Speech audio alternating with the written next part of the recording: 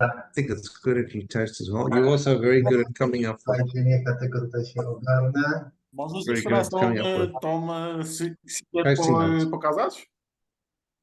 Co mam pokazać? Tą secret. To są antypody. Nice. Gdzie jest obraz? O, uciekłeś. O, Pięknie. It's going on. Yeah, To pokazałeś. no nie, widać, nie widać. I think it just carries on like this. We can just sit here.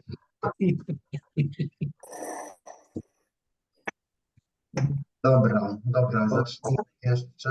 Tutaj Who is that? Is that us or is it someone else? Jeszcze Is it Robson? I don't see another Robert. dajcie mi chwilkę. Robert is second to bottom. Oh, let's do it. Yeah.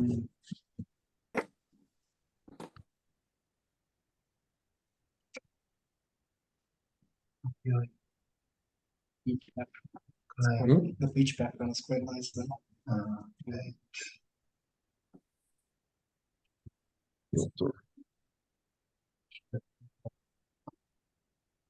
I don't know what's going on. There's a lot of activity. I think they're waiting for everyone to join.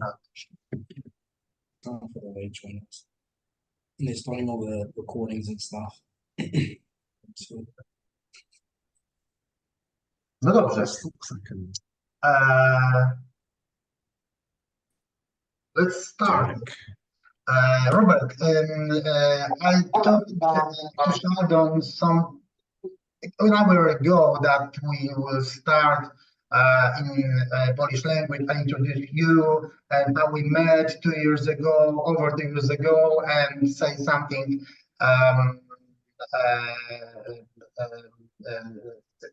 to all participants, our participants, yeah. And after that, I will give you the power of this meeting and ask you everything about your history, how you start, you know, to do what you do now, and how you do that, and why you are. I mean, your runs are so fucking delicious. Okay, can you hear me? Can you hear me? Did you hear me? I heard that the rum was fucking delicious, and I Okay. like that part. Once again, I will start in Polish language to introduce you and how we met before, and after that, I will ask you to say everything about your project. Okay? Okay, good. Więc kochani, dobry wieczór, witam was wszystkich serdecznie na degustacji, na którą bardzo długo czekałem, o którą bardzo się starałem, bardzo mocno. Moja przygoda z Mhobą zaczęła się, słuchajcie, to było chyba, właśnie nie do końca jestem pewien, albo 3, albo 4 lata temu, kiedy napisał do mnie przedstawiciel tej firmy i ma coś dla mnie. This sounds quite whiny to me. Ma coś dla mnie Is it a double maturation? specjalnego i This one.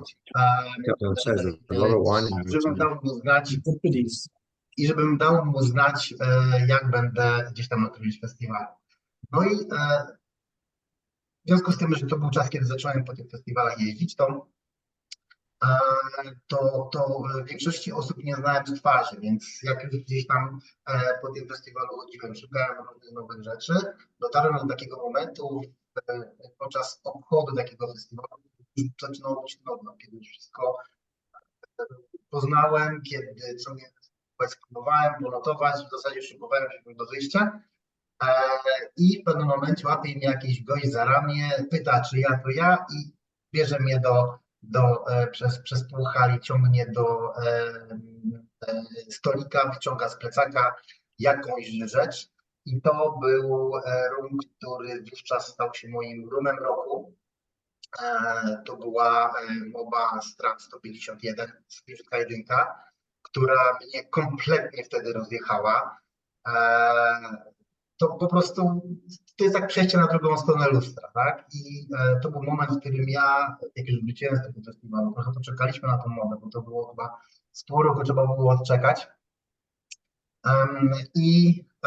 No i udało się, tak? No i potem kolejna mowa i kolejna i w taki sposób bodaj rok później, czy półtora roku później spotykam się z Robertem na Whisky Live Paris i zacząłem z nim rozmawiać to był już moment, w którym robiliśmy degustację w formule online. To był moment, w którym kiedy go zapytałem, czy my możemy coś takiego zrobić. I on oczywiście zachwycony, tak, spoko, super, fajnie, że to robisz, cieszymy się, gratulujemy. Po czym umówiliśmy się na kontakt, każdy możliwy kontakt i Robert zniknął na prawie półtora roku. Nie było z nim żadnego kontaktu. I tak naprawdę dopiero w tym roku, jak pojechałem do Paryża i zobaczyłem, że Roberta nie ma, że było tam stoisko, na którym Roberta nie było, to stwierdziłem, że napiszę do Roberta takiego maila już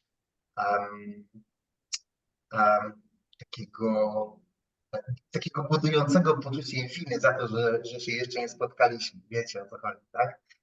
Oczywiście bardzo grzecznie. I ja nie wiem, czy to przypadek, czy rzeczywiście to Roberta ruszyło, ale Robert oddelegował właśnie Sheldona, tego człowieka, który siedzi obok Roberta, który już popilotował cały nasz kontakt, popilotował wysyłkę, opłaty celne, wszystko po kolei, co trzeba było zorganizować. I tak oto jesteśmy, udało się nam to spotkanie w końcu zorganizować i nie będę was dłużej przyciągać. Na czacie macie listę kolejności roomów, które będziemy próbować. Serdeczna prośba, znaczy każdy zrobi jak uważa, natomiast nie mam przekonania, aby wypicie całych sampli, wszystkich 9, co da w sumie ponad 200 ml rumu o mocy ponad 60%, żeby było z kim rozmawiać na koniec, tak? Żeby nie było, że się porozjeżdżamy, że będę musiał wszystkich was mutować, a bywało, tak? Dlatego uprzedzam zawczasu. Także kochani, nie wstrzymuję dłużej, zacznijmy. Część oficjalna, myślę, że powinna potrwać dłużej niż 1,5 godziny, chyba że wiecie, jak mamy takie osobistości, jakie mieliśmy w przeszłości, że po 3 godzinach dopiero zaczynaliśmy pić, to ja spróbuję tym razem w jakiś sposób na tym zapanować i nie trzymać was długo powtórkę, więc będę pozwalał sobie pewnie na jakieś wtrącenia. Więc zaczynamy, tak? Jeszcze raz miło mi, że tak licznie się zgłosiliście, miło was widzieć, część z was pierwszy raz. Super, fajnie, zaczynamy, ok. Robert. I am muted. Yes. This is your turn now. I just said to all my colleagues, like I hate very much your rum. So, can you hear me, Robert? Yeah, we can hear you. I must admit it's quite broken up and not entirely clear, but that might be my Polish and it might be the internet. I'm not sure. Okay. Okay. Hopefully it's my Polish, not the internet. Can you hear me? Yes, very good. I can hear you very well. So we can start. Tell us everything about your project, your history, everything we should know about Mhoba rum. Okay, well, first of all, Chris, thank you for all the effort you've gone to arrange tonight. I know you and Sheldon have been communicating and currying rum and discussing this for quite some time. And thank you very much for all the effort you've put into this. And thank you to all the guys and girls I see that are attending tonight. Thank you very much. It's very cool for me to see people all over the world drinking my rum. It's very flattering. Thank you all very much. My background, I'm a mechanical engineer. I've worked mostly in the mining industry, and then about 17 years ago, I came to live on our family business and farm down in the area that we now live in, which is in a sort of tropical area of South Africa, where we grow sugarcane. I've always had a kind of romantic love for this place, because as a kid growing up here, I came here on holidays, and I came here as a small boy with my dad, and I did fishing and riding my motorbike, and yeah, I have very fond memories of this place growing up. We started farming sugarcane here about 30 years ago to sell to the local sugar mill, and I initially came down here and started running the business that my dad had built up. And in about 2007, 2008, there was the financial crisis triggered, which started in America, but impacted the whole world. And yeah, it had a big impact on our local economy, and it made me rethink things. And one of the things I started thinking about was trying to add value to sugarcane, and how you could make sugarcane more valuable than just selling it for sugar. And yeah, one of the ideas I came up with was to make alcohol from the sugarcane. And I knew next to nothing about rum at that stage. I actually thought I was making cachaça initially. I didn't, as I say, know much about rum at all. But I'm quite an extreme person, and when I started getting into it, I got very into it. So I started reading books about it and buying rums wherever I went, and talking to people who knew about rum. And one thing led to another, and I made better and better and better rum. And my brother, who's fairly knowledgeable with whiskies, actually came down to visit me and tasted some of my rum and said, "Yo, Rob, your rum's really quite good. You should sell it."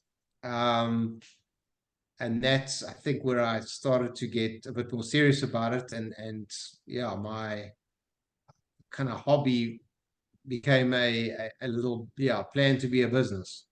And we started selling rum locally. I got a license to produce and sell rum, which was quite a long process. It took about 6 months, I think, to get it right, to get what they call a micro producer's license. And we sold rum locally. There's not a lot of knowledge and appreciation for rum in South Africa, unfortunately. But we did sell some rum locally, and it was nowhere near a successful business, but it was cool for me to have people buying some of my rum. And then I heard about a small rum festival in Mauritius. And we went to this little rum festival, my wife and my kids and I, and a guy called Andy Kylo, who taught me quite a lot about rum in the beginning. And one of the main reasons we went was because Ian Burrell was going to be the master of ceremonies for the event.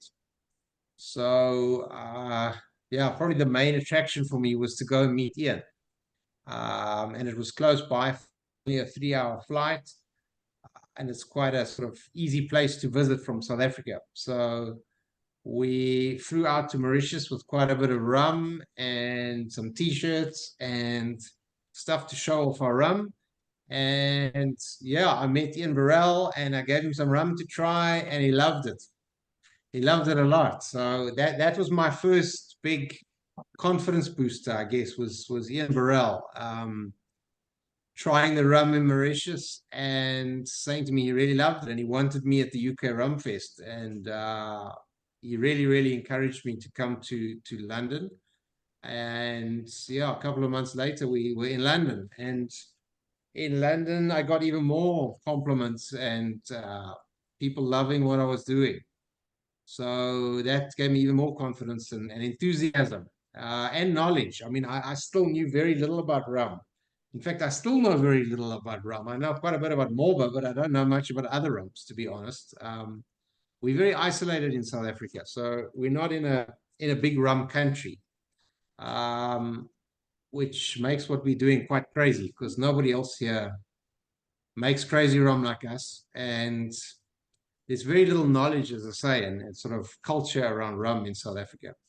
So yeah, and then it went from strength to strength. Basically, in London, I think is where a lot of knowledgeable people. I met Luca Gargano, Richard Seal, Alexander Gabriel. Yeah, a lot of people. And everyone was complimentary, hugely complimentary. Several people told me it was the best thing they tried at the UK Rum Fest. So I was really, really flattered and honored by that. And yeah, that gave me a lot more confidence, as I say, and interest in rum. And I felt I was doing something special. And then we got, yeah, distribution with the Maison de Whiskey in Europe. And yeah, that's kind of where we are now. I guess we've done obviously a bottling or two with Velier and with some guys like Holmes Key in America and a number of independent bottlers in Europe, mostly via La Maison de Whiskey. So yeah, getting distribution with La Maison de Whiskey, I guess, was our real breakthrough in terms of actually selling rum and making rum. Because I've always said to people, it's nice that they compliment your rum, and it's really nice that they tell you how good it is. But the ultimate compliment is when they take their wallet out and they buy it. And that's what we struggled with in the beginning. Was people were very complimentary, but nobody wanted to take a risk on it because it was a new small brand that no one had heard of. And we still are a very small brand, but yeah, so I'm very grateful to La Maison de Whiskey for taking a chance on us and yeah, and selling our rum in Europe. So yeah, I've left out quite a bit, I guess. There've been lots of crazy experiments, and I mean, I built most of the equipment myself in the beginning. The really small stuff initially, I built pretty much on my own. And as we've gotten slightly bigger, I've obviously had people help me. But pretty much still the designs and initial ideas I had that we have continued to use. And I think that's quite an important part of why our rum is so unique, is that we don't use generic equipment that other distilleries use. We don't buy stuff from anywhere, really. We generally make it ourselves.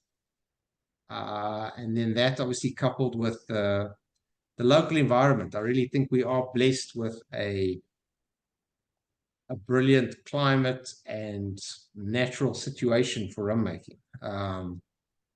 The sugar canes we grow are different to those grown overseas. Our climate's different. Our yeast populations, I'm sure, are different. We've never actually isolated them and analyzed them, but I'm pretty certain we have a genuine claim to terroir in that we have a character and a flavor and a presence to our rum that is because of where it comes from and how it's made. We obviously don't add any additives to our rum at all. We don't add caramel or certainly not any sugar or anything like that. So it's pure rum.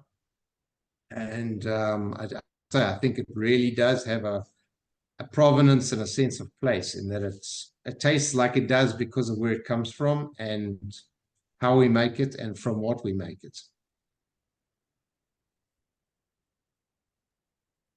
Okay, so I don't know if there are any other. So now you have to tell us Sorry. why. So now you have to tell us why if your rums are unique. Why are they smell and taste like that? And why did you do that type of rum? You know, if it was your beginnings, yeah. So you had to start it from this kind of rum, this type of style of rum? Why this turn? Why these rums?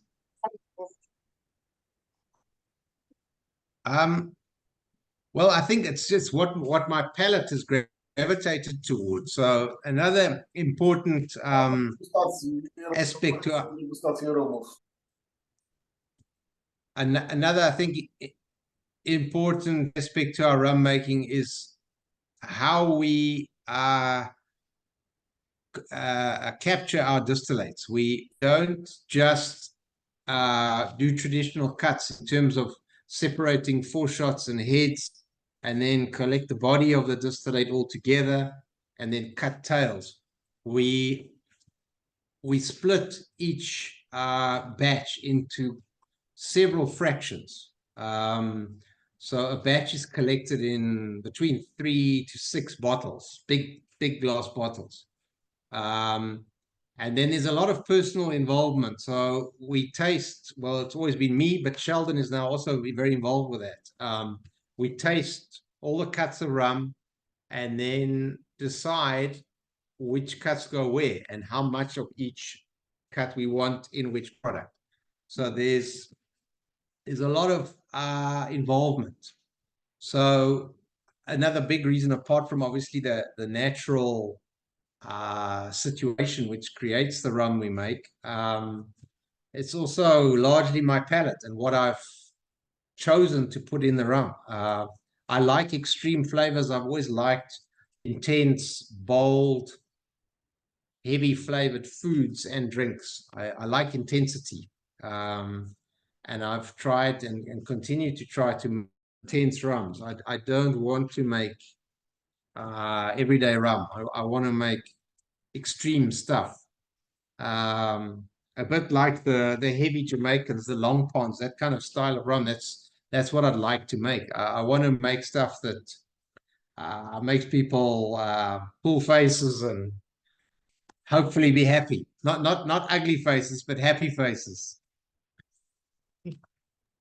I like intensity and I want to make intense rum, and I think that's obviously come through in the product. And I think it's getting more and more intense.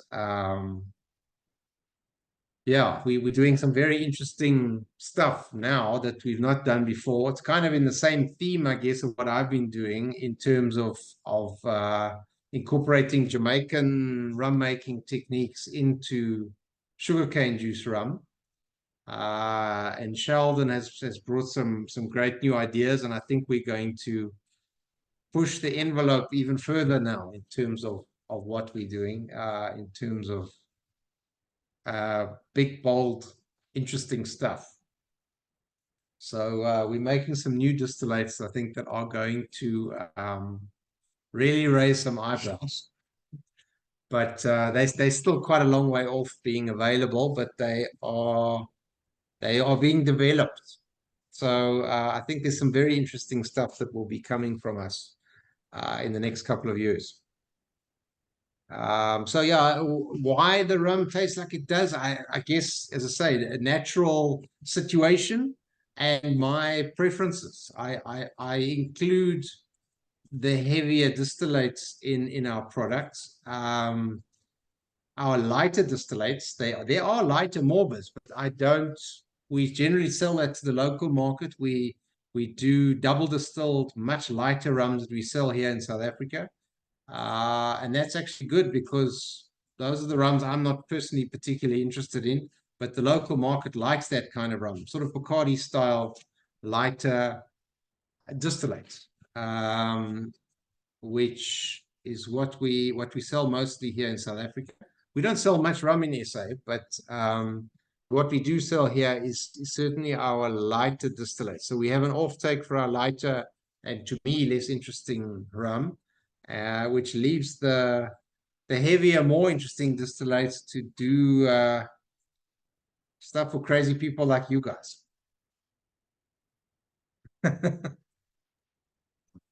Exactly. Many people, really many people, which I met 2 years ago, 3 years ago, and which I gave first Mhoba to try, they also had a happy, big happy smile. So yeah, I really agree with your experience. And yeah, maybe this is the moment when we say about smiles. Maybe this is the moment we could try the start to try our Mhobas tonight. Okay, can we? Yes, sure. Yeah. I think the lineup that you and Sheldon have come up with is select white first. Yeah. I don't know, has everyone here got rum available to them? Has everyone? Yes. Yes, I don't know. I think yes, almost all of us has already samples. Almost all of us. Yeah, more on our last training, and more was purely the best. It just whatever. Yeah. Okay. Well, here we go.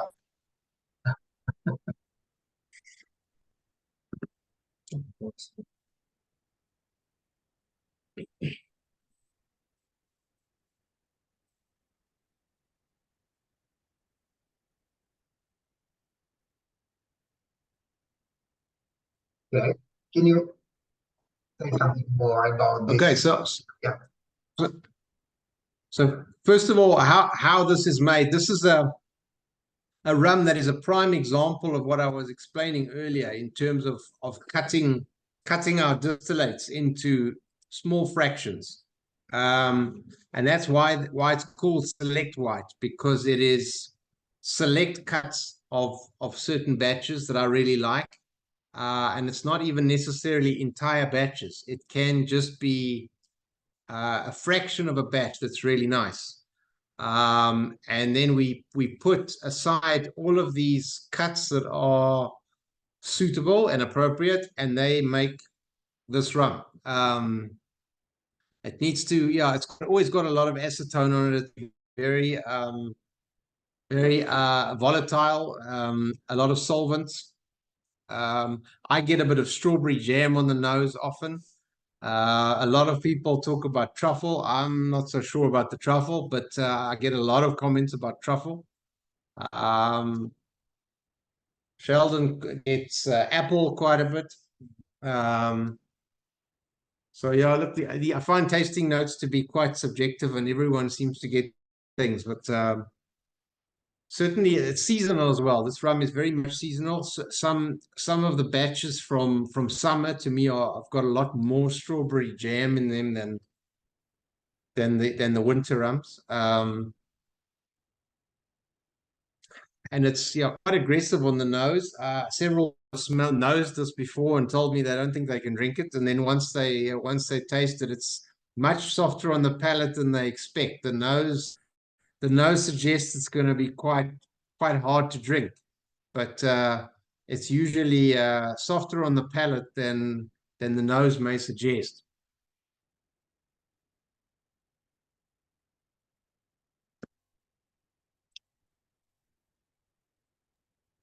So this is not a dunder rum, so there's no addition of dunder to the fermentations. It's just normal 7 to 10 day fermentations of pure sugarcane juice. So there's no dunder added to this whatsoever. It's often what I say is probably the purest expression of our sugarcane. It's just fermented sugarcane juice, and it is certain cuts of that though. So I do select cuts that I think are saying the right things to be in this blend. So and it's quite a personal thing. It's very difficult for me to explain to somebody what exactly those cuts are. It's kind of a feeling I get. I got it and feel it's right or it's not. It's not something I can easily communicate to somebody else. It's either does it for me or it doesn't. And yeah, and I often find, yeah, I used to like making spaces in the room. Like I put all the stuff that I felt was good for this in that area, and stuff that I felt was good for this, I put in another area. So yeah, I often kind of associate spaces with tastes and put certain stuff that I feel is in one category in one area and stuff that's in another category in another area. But yeah, as best I can explain is that this is select cuts of pure sugarcane juice rum, and I often say it's the essence of our sugarcane because there's no oak from aging. It's just unadulterated white rum with no dunder in the fermentation. So it's wild fermentation. Sorry, I've forgotten to mention that. So all of our rums are now wild fermented. So there's no commercial yeast added to any of our rums anymore. Could you So as I explain, say, I think it's about as could you explain us a little bit more sorry. technology? So you use the only sugarcane or you use molasses? Do you use pot still or do you use long or short fermentation? Could you explain us a little bit Well, more? it's a fairly long fermentation by industry standards. I mean, you get much longer fermentations, but this is a 7 to 10 day fermentation, which for us is fairly short. That's pretty much the shortest fermentations we do. But as I say, by industry standards, that's still quite long. We do, just for perspective, our high is fermented for 28 days. So as I say, this is our shortest fermentation, 7 to 10 days, depending on the batch. And the weather as well. If it's hot, it ferments quicker. If it's cool, it ferments slower. And yes, pot distillation. All of our rums are 100% pot distilled in our own custom built pot stills. So we made our own stills. As well as our own cane press. So we have a very unique cane press that squeezes the juice out of our sugarcane that we grow ourselves.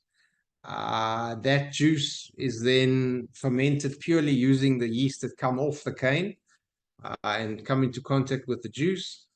And that is fermentation, as I say, it takes about a week, slightly longer if it's cooler. And it's then distilled once in our self-built pot stills, and then collected in these small cuts or fractions, and then blended to produce the various rums. This specific one being obviously a white rum that has not been aged. Yeah, I'm not sure what else there is I can tell you. That's about it, I think, unless you have a specific question. It was 100% sugarcane juice. No molasses. No. Yeah, so someone mentioned molasses. No, there's no molasses in any of our rums at this stage. We are possibly looking at doing some molasses rums in the future. We haven't started experimenting with molasses or syrups or anything like that. At the moment, everything is 100% juice, fresh juice. Thanks very much. Pleasure.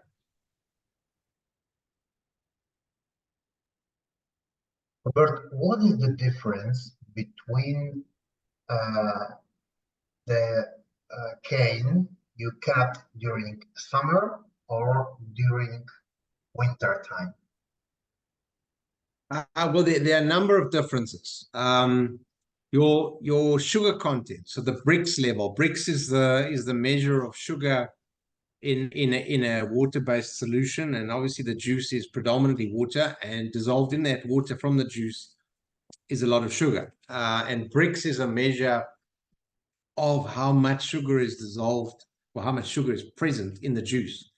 And our Brix readings vary from 28 down to sort of mid to late teens. So like 15%, let's say, would be quite low for us, and 28 would be really high. That is determined largely by cane variety. But also within cane variety, within one variety, you will get different Brix levels between summer and winter. So your summer cane will be sweeter. There will be more sugar in it, which will obviously affect the fermentation directly. But I think a bigger factor that influences things is the microbes living on the cane in summer are more plentiful. So you will have more yeast and possibly different yeast in different proportions. I'm not sure. We've never actually isolated our yeast strains and done much sort of scientific analysis. We kind of just let nature do its thing, and it turns out good, so we're happy. But there probably are differences in the microbes on the sugarcane from winter to summer. And that will also affect fermentation considerably. So yeah, there's a Brix difference, which is a sugar difference, and then there's also the climate itself will lend itself to more small organisms living on the sugarcane in summer. So there's definitely more yeast available, and probably different varieties of yeast as well in summer. And in my opinion, the summer rums are a bit more interesting and a bit more intense. And as I say, I get this strawberry jam nose from our summer rums that I really, really love. And a brown sugar. I forgot to mention, if you open a bag of brown sugar, a lot of our rums have got this brown sugar character on the nose and on the palate for me, which I love. I mean, I remember Richard Seal saying that rum should be made from sugarcane, but it should also retain the character of sugarcane. And I feel our rum does that excellently. It retains a lot of sugarcane character, which to me a great rum should do. It should say what it comes from. Okay, thanks. And this white rum select release you did from which one sugarcane? Sorry, what was that? Which I one? I think he's asking when was this was June. October 19th. What are the months there? June June to October. June to October. So these are actually end of winter harvest that made this rum. It was June to October 2019. So these would have been Okay. So these would have been towards the end of our winter. So it will be the opposite for you, end of your summer, but the end of our winter. So this would be, by October, it's starting to warm up. But by June is still fairly cold. So there's a bit of a mix in here. So this is not entirely summer or winter. It's a bit of a blend of the two.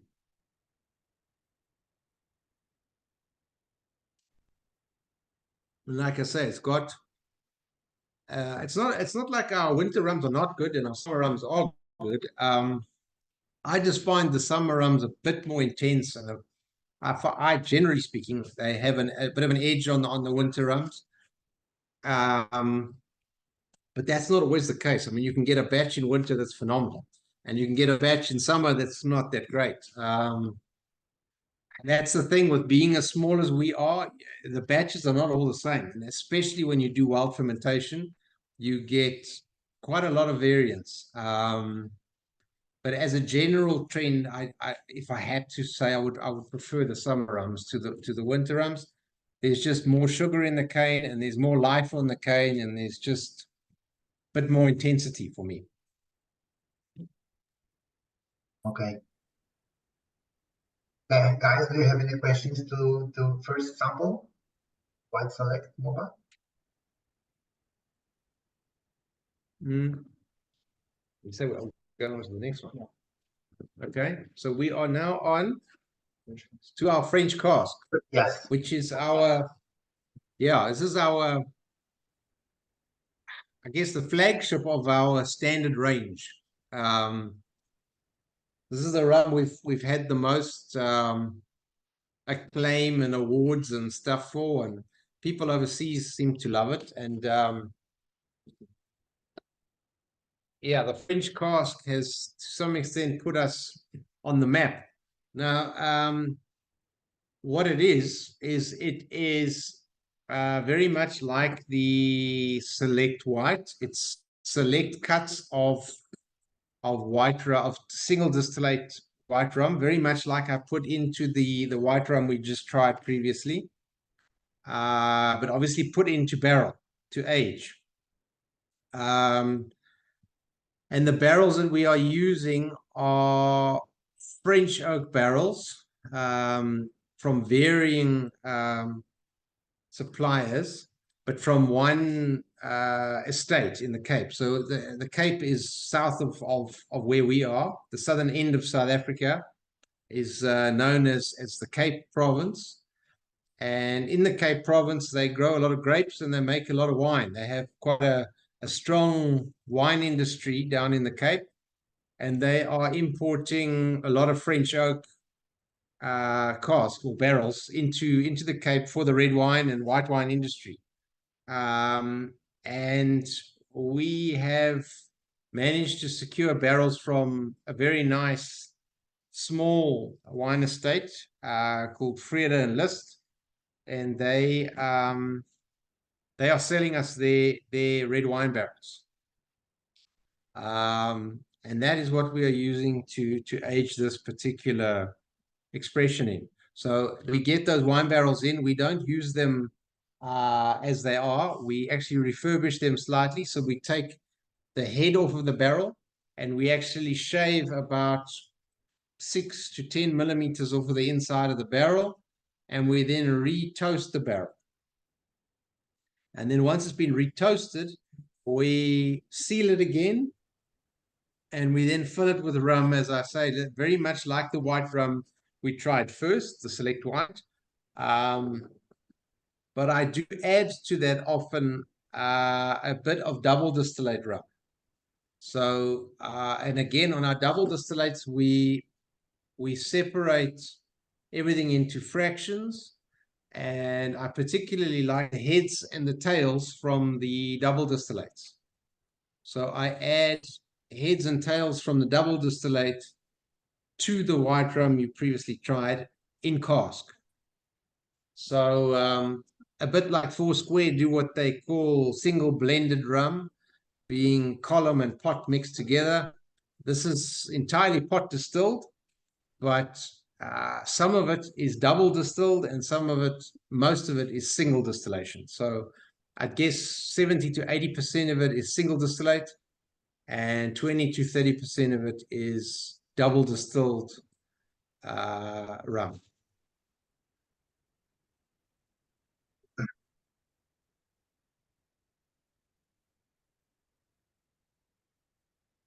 Arthur, And there's a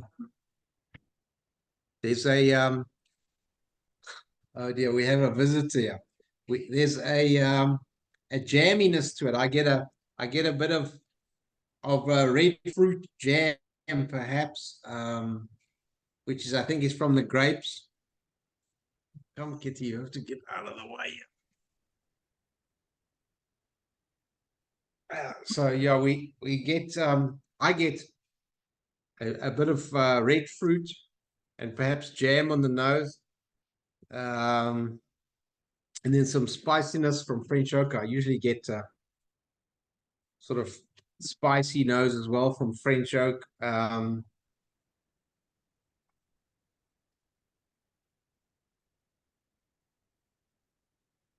the palate is also, I get the grapes immediately. I can taste the wine cask,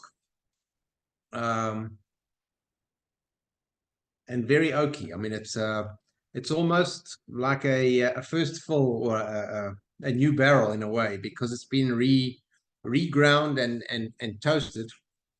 It's very much like virgin oak to an extent. It's not as intense as virgin oak, but it's pretty close. which is why we get such good color. It's the new wood coupled with the red wine presence, and these rums are very young. They're sort of on average 2, maybe 3 years old. So yeah, we get very good color and quite a lot of intensity for in a very short period. In fact, I often find if these rums age even further, they to me are not as good anymore. I find that the cask actually overwhelms the rum. Are there any differences year by year when you do, like in case of this bottle, we have French cask rum, yeah, and when we talk with Sheldon, he told me that Yes. this kind of French cask, French oak, is already available on in European market. Yes. So sorry, I didn't entirely understand or get that about French oak not being available. Yeah. Sheldon told me that French cask rum is already available in European market. This French cask. Yes, I Yes. believe it is. What band? This is 2023 FC1. Yes, this is what's just shipped to Le Maison de Whiskey. It's landed in Europe now in the last month or so. So, are we first guy in Europe now? We tried this bottle first. Yes, I believe you are. Okay. You are Okay. you are probably the first people in Europe to try it. Yes. Really? Yeah. Yeah. Okay, that's nice. Well, That's nice. you're the first people not Can at I the put it on my distillery, in fact, resume? to try it. You can indeed. Please do. It'll make us sound important. Nice. They won't know what you're talking about, but they'll think these Mhoba be important for you to put it in your resume. We must be somebody important.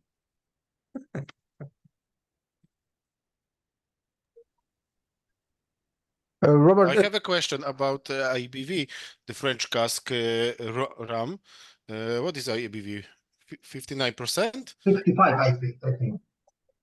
Because we have 65, yeah. It's yes, we have a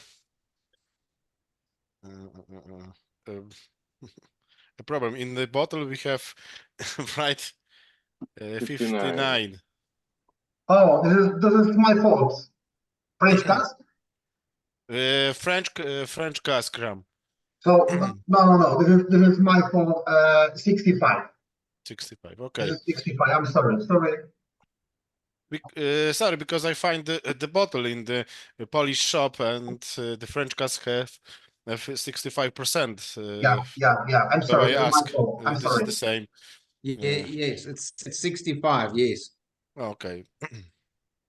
So it is another batch of that French cask, or this is first one? No, it's all at 65. I think Chris has just said that he might have made a mistake in the labeling of the samples. Yeah, but there was a batch before of that French cask, or it is the first batch of it? The teammate ask you, this is the first bottling, the French cask rum? No. No.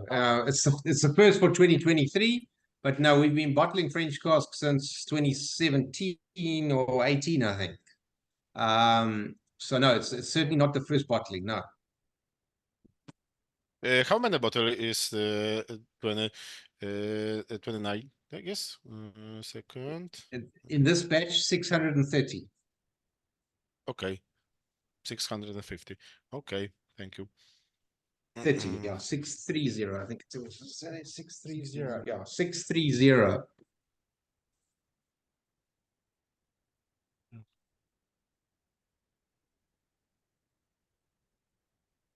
So this is I have a question again, about ABV. How ABV you feel the cask? they vary slightly. Again, I don't follow any hard set rule in that the ABV must be this in barrel. Generally, as it comes off the still, I fill the cask, or we fill the cask. It's always been me traditionally, but as I say, Sheldon is getting more and more involved with that. So we're putting rum in barrel as it comes off of the pot stills. So it usually ends up mid 60s, around 65. I mean, it could be 63, could be 67, could be 69. We even have some barrels at 70 plus. But on average, they will be about 65. And that's actually why with the ABV of 65 for the French cask is it was the sort of average ABV, which would require the least dilution to maintain a 65% bottling ABV. But they do vary in cask, certainly. Anything between 63 and 70%. Okay. How many casks So it is has for, minimal dilution. It has like a minimal Sorry? dilution. Yes, we After usually do.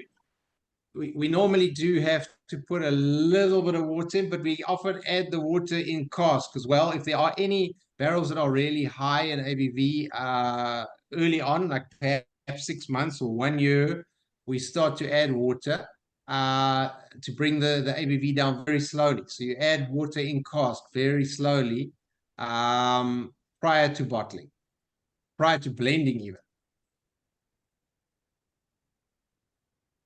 The best way to dilute is to dilute in cask very, very slowly.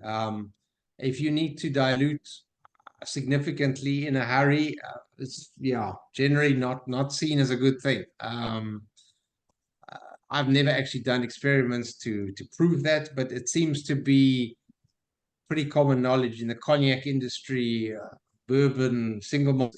Everyone frowns upon dilution or extreme dilution. You want to dilute as little as possible and as slowly as possible. And how slowly it is? How slowly it is? 1 liter per month or something? 1 liter per day? Yeah, look, 1 liter in a cask is fine. That you're looking at about 0.5% there, which would not be a problem at all. Even 1%, you could probably put 2 liters a day if you were in a hurry. But yeah, something in the order of, let's say, 2 liters a month would be ideal.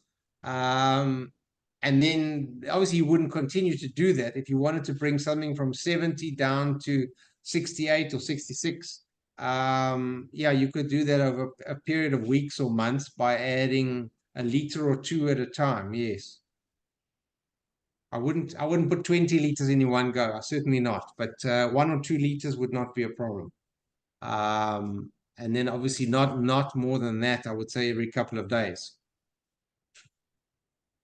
how old is this French cask room? It is a blend of casks, but it's anything between like 18 months and 3 years, I guess. Which is why we don't actually put age statements on them, but we do. Yeah, it's ready when it's ready, but it's between 18 months and 3 years old. Okay. How many casks do you use for one batch? Well, this would have been 630 bottles, which is what Le Maison de Whiskey ordered. That would have been 3 barrels, three complete barrels. Okay. I don't recall. It would have been 3 to 4 barrels. If we had used part of a barrel in a previous batch, there may have only been, I don't know, 80 or 100 liters left in a barrel. Then we would have used perhaps 4 casks, but it would have been 3 or 4 casks. I don't offhand have the details, but it would have been 3 to 4 barrels that went into this. 225 liter French oak barrels. Okay, thank you. Sure. I have a question, but first of all, I have to say that I'm really delighted of these two rums. I can't understand why I missed Mhoba brand in my previous experience. I promise that I'll change it. These two are really impressed me. But I have a question. You said that you released this French cask since 2019, I believe. But and now Could be, yes. yeah, now we try 2023 release. So should we expect that the prior one are very close to today's profile, or they change it a little bit? No, they definitely change it, but Differently. each year it definitely varies. As I make more rum, I mean, I consider myself a baby in the rum world. I'm still a beginner in many respects. I mean, you look at these guys who've been making rum their whole lives, and their fathers made rum, and their grandfathers made rum. I've still got a lot to learn. We still have a lot to learn and to experiment with and to try. And I think it's not only learning, it's also your palate evolves. You start to make, as I think I often compare what we're doing to artists. I mean, artists' work changes and evolves, and I think this is certainly an art form, making a spirit. And what appeals to you and what you like changes slightly. I mean, I don't want Mhoba to completely change, but certainly the cuts and the style of rum we make will evolve slightly as we mature and become more knowledgeable and experience different things. We will probably make rums that are slightly different. But yeah, I think that the core character should remain similar, but there definitely is variation, and that's climatic, and it's due to nature being different, and the natural products we make it from being different, but also our palates do change. As I say, Sheldon and I both have actually experienced very little other rum other than our own, and it's really still exciting for us to try some new Jamaican rum or some crazy rum from people like Savannah, or I don't know, other people who are doing interesting stuff. And tasting these other crazy rums influences you. I mean, I don't say you want to copy them or do what they're doing, but it does spark ideas, and it changes your own ideas about what you think is good rum. So yeah, our batches change, and I want them to. I don't want our batches to be exactly the same. Then you're a mass-produced product, really. So I want our rums to have slight variations and differences, and some years will be slightly better than others. But that's also subjective. Some people may like different years to other people. So, but yeah, the short answer to your question, definitely there are variations for sure. Yeah, you said at the beginning that you like experiments and the brave one also. So I'm looking forward to what is ahead us tonight. Thank you. Yeah, I'm quite excited. As I say, Sheldon is bringing some very new, fresh and interesting ideas, and so far what he's experimented with has been very much interesting and intense, which is the theme I've been wanting to go for, is to make rums that wow people, that are very interesting, unique, but also authentic and genuine. I don't want to be adding anything to our rums. They must be pure expressions of sugarcane and rum, pure rum, not some sort of flavored bullshit. It must be pure and real rum. Hi, Robert. You mentioned that your style has evolved over the years, and Yes, palette yes. has evolved. Have you kept a bottle of everything you've made so you can go back and really see those changes?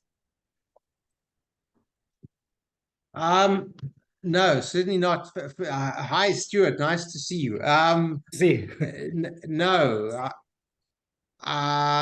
no, I haven't kept everything. No, but we are starting to do that. Obviously, not everything, but certainly the more sort of interesting stuff. It's single casks, that kind of thing. I've started a bit of of a habit now where we on anything special that's got a numbered bottling system, we get a 01 and we get a 01R, and the 01Rs are mine. So I'm going to start, yes, building a library of all the sort of more interesting stuff we do. Yes. cool. Yeah. Can you do a 01S as well? There might be quite a few requests for those. I think yeah, the whole alphabet might get taken. The S might be for Sheldon, I'm afraid.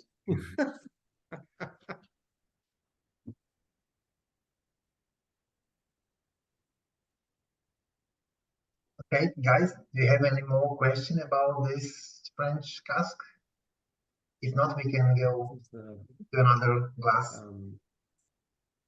Yes, we can go to the second, the next. Sorry. Third. Yeah. Third, yes. I have a question about ABV. Is correct? Which one? Bourbon cask. This one?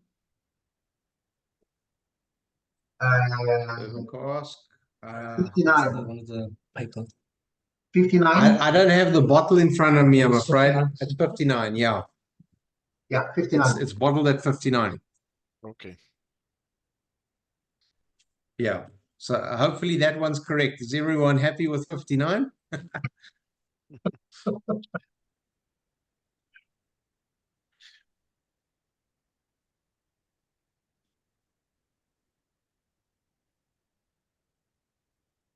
Okay, so this is our very first release of this rum. It's something I've been planning for a couple of years now, is to make a brother for the French cask.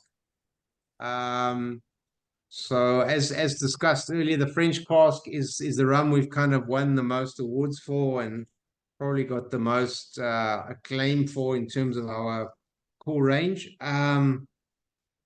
And I've always seen a sort of pair for that in a bourbon cask rum, which yeah is a similar match in terms of it being American oak. So it's a contrast in the world, a contrast in terms of it being American oak, and then obviously having previously held bourbon whiskey.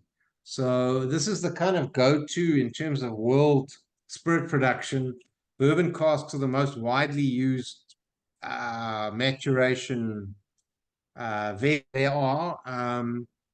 The bourbon industry, as I'm sure most of you will know, if not all of you, that the bourbon can only be, or the barrels in bourbon can only be used once. By law, they have to be disposed of once they've been used. They can't be refilled with bourbon whiskey. If it's going to be classified as a bourbon, it can only be put in a barrel once. Well, that barrel can only be used once. It can be put in multiple barrels, but it can only be put in a single-use barrel. So those barrels are then made available to the whole spirits world. So whether it's cognac or whiskey or rum, pretty much everyone is using ex-bourbon barrels. We were quite late coming to the party in terms of bourbon barrels because we just didn't have them available to us. In most places, bourbon barrels are kind of the first thing people use because they're available, and then French barrels are often seen as kind of the more expensive, harder to find option. which is the opposite for us. Because of our wine industry, we had French oak X wine barrels quite readily available. Bourbon barrels, obviously coming from America, are fairly scarce here, and there's not a big spirits industry here, so there are not many people bringing them in. So yeah, bourbon casks were something we got to later on in the game. And yeah, this is our very first release of a blended bourbon cask rum. We've done single cask releases of bourbon cask before, but never a blended release. So this is our first blended bourbon cask rum. And as I say, it will be the brother for the French cask. It's a slightly lower ABV. I also see it as a more sort of approachable rum. I think it will be slightly more, I wouldn't say any of our rums are mass market, but this would definitely be, I think, appeal to a wider range of people. The bourbon, to me, is just a lot of people talk about the pudding notes in bourbon, and there definitely are a lot of pudding notes. There's butter, there's vanilla, caramel. It's almost like a dessert in a glass, and I just see that being appealing to a sort of wider range of people than the French cask. So yeah, to me, this is a more accessible, slightly lighter, in my opinion, Mhoba than the French cask. Not everyone will agree with me on that, but yeah, I like it a lot. I love the bourbon cask stuff. As I say, I enjoy the pudding. I think it belongs in a rum. I mean, rum is a sugarcane product and should retain the sort of characters of sugarcane and sugar itself. And I think the dessert kind of confectionery notes of the bourbon cask really marry well with the sugary aspects of rum. When I say sugary, I mean there's no sugar in here, but it retains the character of sugar. So yeah, this is our first bourbon cask, guys. And again, you were the first people in Europe to try this, I think, as well.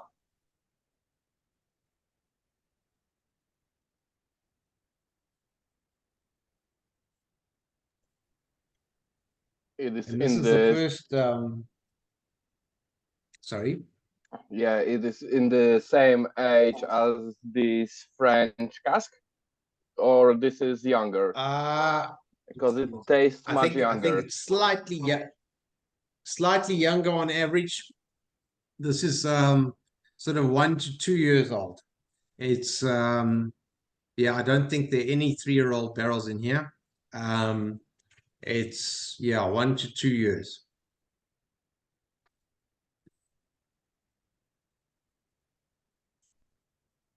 And this is also the apart from it being our first bourbon, I think it's the first blend that Sheldon was intimately involved with. So it's another first.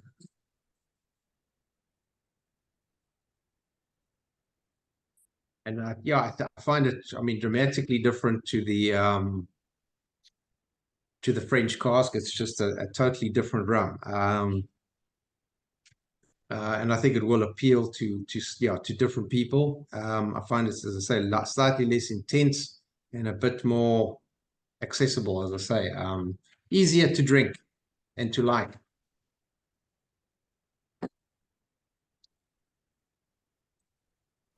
Does the dilution process here happens also in a cask? As far as possible, yes. There will always be, not will always be, but there was some dilution here. And another thing we actually tried for the first time with this was actually aging water, which is quite common practice in the cognac industry, where they actually put water in barrels and let the water stand in barrel before using it. So yeah, we diluted in cask here, and then we also for the first time used water that had been left in cask for quite some time before we added it to the blend at the end, which we didn't do much of. But most of the dilution happened in cask, And then there was some minor final dilution with water that had been aged in a separate bourbon barrel, which we'd never So done the before. aging, wait. Aging water, you mean like aging water before putting water into the spirit, or use aging like butter with barrel with So the water, the water that would have just been added from a bottle was not added from a bottle. It had been in barrel for a couple of weeks prior to adding it. So it just picks up some bourbon character before it gets. So the process is for aging the water, not to prepare the barrel. Yes, yeah, it's just to give the water some character before you add it for dilution. So it has some so as I say, bourbon cask character to the actual water. We wanted the That's been legal everywhere in the world. This like aging of the water. It's like sounds like a quite like frivolous thing to do, and I can imagine that probably some GI would forbid it. Do you know where it's legal and where it's not? Sorry, I didn't get all of that. So the aging of water, so this is not just pure water, it's water with some additions coming from the wood, but still. My question is, do you have an idea? Is it like legal in all the GIs, or like is it outside the boundaries of some countries allowed? Because it sounds like something that could be controversial. It's like pushing the borders. Yeah. You said it's legal in France, but I just wonder about the other places. Well, I don't know if it's legal. I've heard about it being used in the cognac industry. I know that they do age water in cognac. How long, I don't know. I can't comment on the legalities of it, I'm afraid. I'm not sure. If you're starting to use age statements, it may well become an issue with age statements, because obviously the water has now been in barrel less time than the rum had been in barrel. It could be a conflicting issue if you had an age statement product, perhaps. I'm not sure. I'm not, as I say, we're not the right people to ask about legalities overseas. Okay, but I guess we just do our own thing here. in your domain in the South Africa, it's completely legal. Like nobody ever said you cannot do that. No, certainly no, definitely not. No, and I don't see why, because I mean the water you're adding has kind of a zero age, except I suppose that the water is now extracting bourbon from the barrel. That it's the same barrels like that the rum had been. Chips. It's technically still the same wood, but it is controversial. Yes, no, sure, I understand what you're saying. It could be an issue, especially if you were going for a strictly sort of age statement product. If it was aged 18 years or something like that, I would also have a problem perhaps with water having been added that had been in a cask for a short period. But as I say, if it's a 1 or 2 year old product that's not really boasting an age statement, the only issue for me would be age statement, perhaps. But I understand what you're saying. You are basically having some extraction into the water as well. Yeah. Did you taste the water before you added it, the barrel-aged water? Yes. It's very nice. Yeah. Which is why we added it. So yeah, it's a technique I'd heard about when I was in cognac last year. In fact, year before, sorry, 2022, we went to cognac for a couple of weeks after Whiskey Live, and I went to visit a couple of small cognac producers, and they told me that they actually aged their water in barrel before adding it for dilution, again to just intensify the flavor. So it's something we tried for the first time. Do you know if water or spirit would extract more flavor out of the wood? It extracts different things. So alcohol, well, obviously there's a variety of things in the wood to be extracted.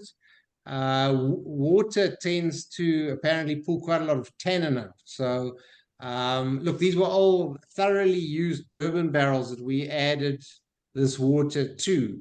So the tannin content in there is pretty low. I mean, they were pretty much well flushed out barrels in terms of having been used for bourbon 6 years plus. So there wasn't much color to the water, but there was kind of like if you finished a whiskey on the rocks, the smell that's left in the glass, you get this kind of diluted whiskey character that's left in there. Once the ice is all melted, you get a very dilute kind of whiskey flavor in the glass.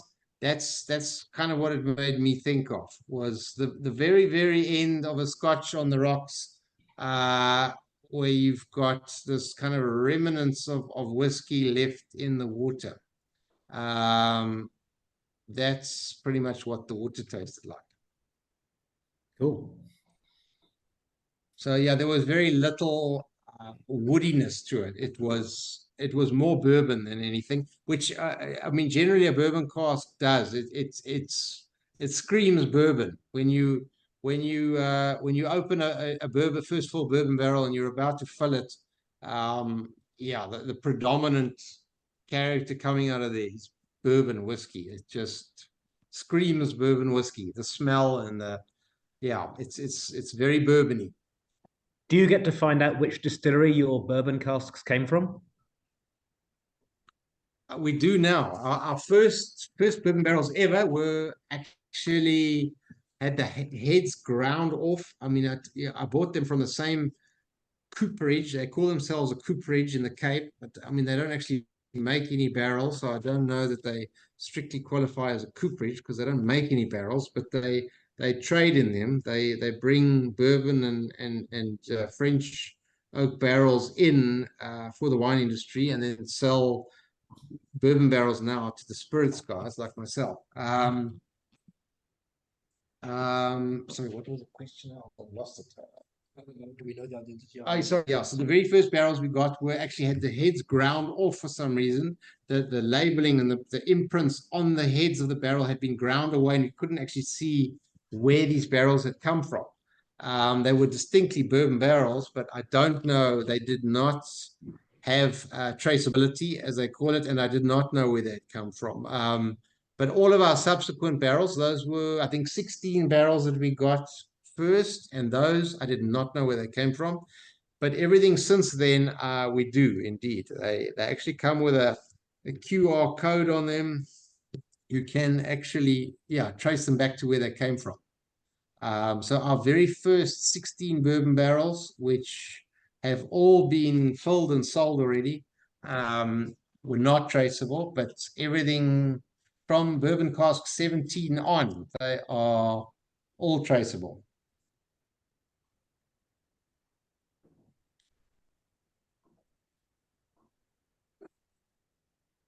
Okay. We can you go to the next one? There are already joined Ivar from Canada. Hello, Ivar. Ivar. What's this correct? Yeah, I can't hear you. Yeah. No, Ivar. You have to unmute. Finally. Hey, how you doing? Hello, Ivar. Hello, nice to see you.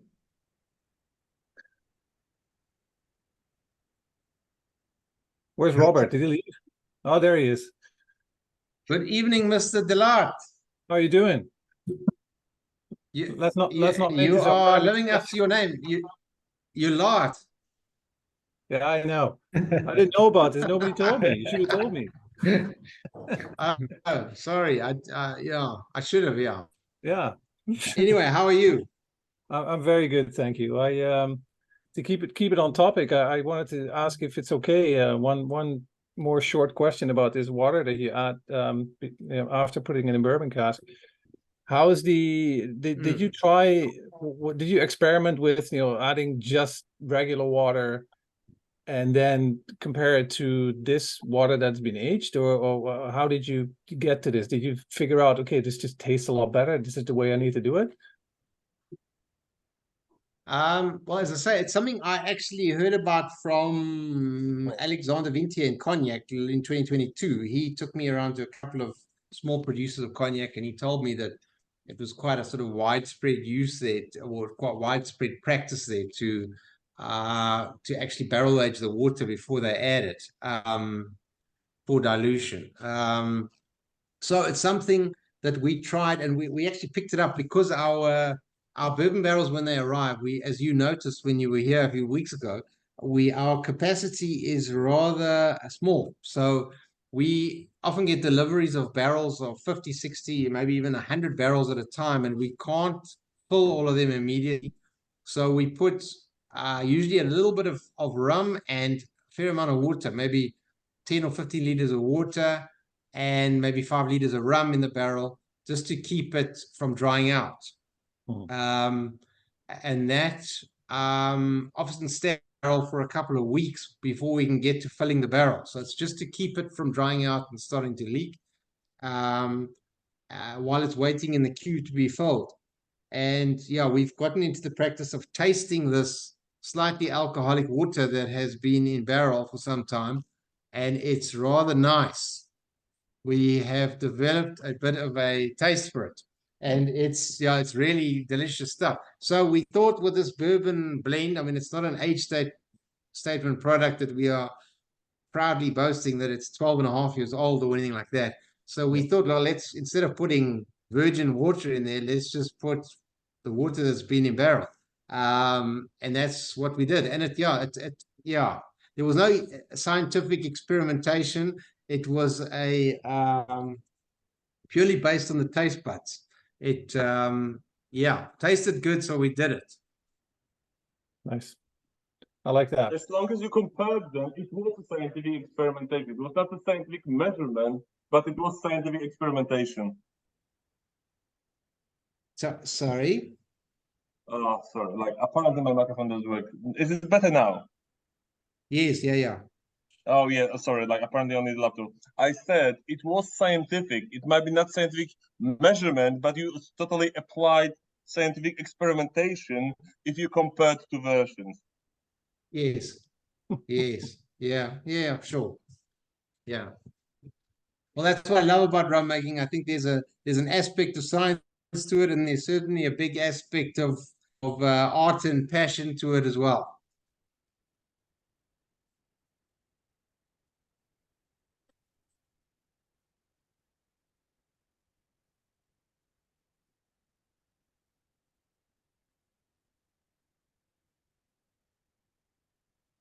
Is it only quiet here, or is it quiet everywhere? Yeah, okay. No, it was a quiet. Okay. So, is there any more questions to this one? Because we have to little hurry up because we have 9 different samples.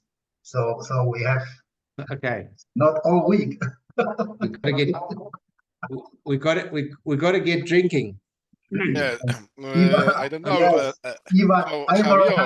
I don't know, 2 p.m. What hour is in your place now, Ivar? 3:30 in the afternoon. So he has all afternoon. I can drink many hours still. Okay, so we go sleep for a second. Yeah. So we go to the 4th one. Yes, am I right or not? Yeah, we are now on. Yeah, 4th one. Bourbon cost 19. Yes, 17. BC 17. Is it 17 or 19? 17. Sorry, my eyes are deteriorating here. I thought it was a 9. It's a 7. Yeah, Ivar, it's not the rum. Ask about 17, yes or not? Sorry? I think you asked about 17. No, it's something different. Robert mentioned that he likes to try different rums from different countries. So I'm like, well, did you open your bottle of sample 17 already? Probably not, eh? No time. Mine, no, sorry, no, I have not, Ivar. And I love the hat, by the way. No, I haven't tried it. I've just gotten back yesterday from a vacation at the coast.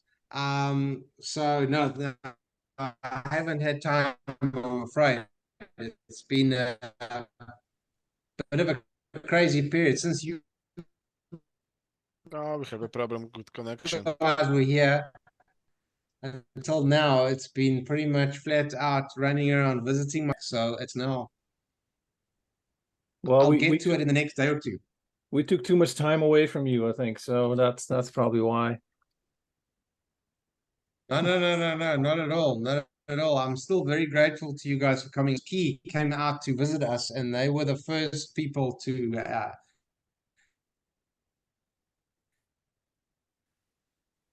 actually expressly fly to South Africa to come and see. Yeah. So thank you again, Ivo. I really, really appreciate you guys coming out. Oh, well, it was my pleasure, really. I'm gonna message you, and I'll stop. Let the other guys. I don't want to hijack this, but I'm gonna message you. Okay, cool. Thanks. Okay, Robert, say something about this sample. All right, so back to BC 17. This is a double maturation, so it's a red wine French cask, basically. So it started out life very much like the French cask we tried earlier. I remember, I think it was a particularly winey cask, though. Some of the casks have a lot more wine character than others. I think I recall this having an exceptionally strong wine character, which I felt was perhaps a bit too much. So we didn't want to leave it in the wine cask any longer. So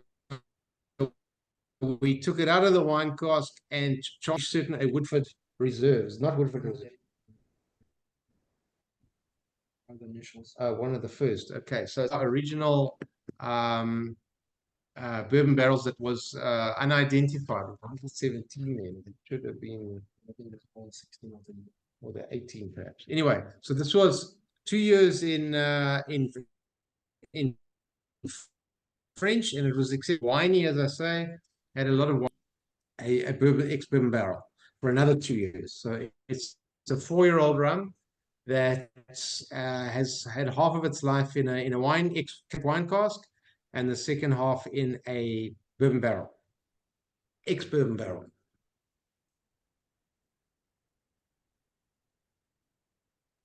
In that order, as you said, so wine was first and then the bourbon? The wine... Yes, yeah. Taste the wine character. I think the bourbon barrel has done it a lot of good. I often find our double maturation expressions are very nice. It definitely adds a sort of another dimension of complexity to the rum. I've never actually transferred something from French to bourbon or vice versa, bourbon to French, and been disappointed. It's usually it usually does it good, I must admit. It seems to just add another dimension. I've heard about people doing mixed barrels with sort of mixtures of staves, some French, some American, or doing French barrels with American heads or vice versa, just to get the combination of American and French. And I often thought it was probably a gimmick, but I must admit, our experimentation with double maturation in terms of time in French and then time in American or vice versa have all been good. I must admit, I really like what the two different styles of oak bring to the rum. I really do generally like our double maturations. I've not yet been disappointed by moving a rum from one to the other. And particularly if it's kind of, if you feel that the barrel is kind of overwhelming the rum in a certain aspect, it's often good to transfer it. And it's amazing how time in a different barrel softens that sort of character that's maybe too much, and adds another dimension that balances it out. So it's a practice. I think we're going to experiment quite a lot of ex-Cape brandy casks. South Africa produces some very good pot still brandies, and I think we're going to start doing quite a lot of secondary maturations or finishes in as this mix between French and bourbon.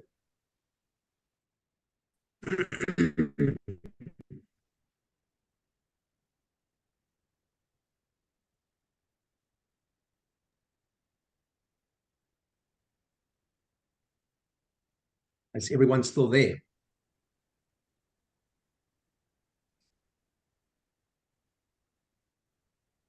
Yes, we are. I'm sorry.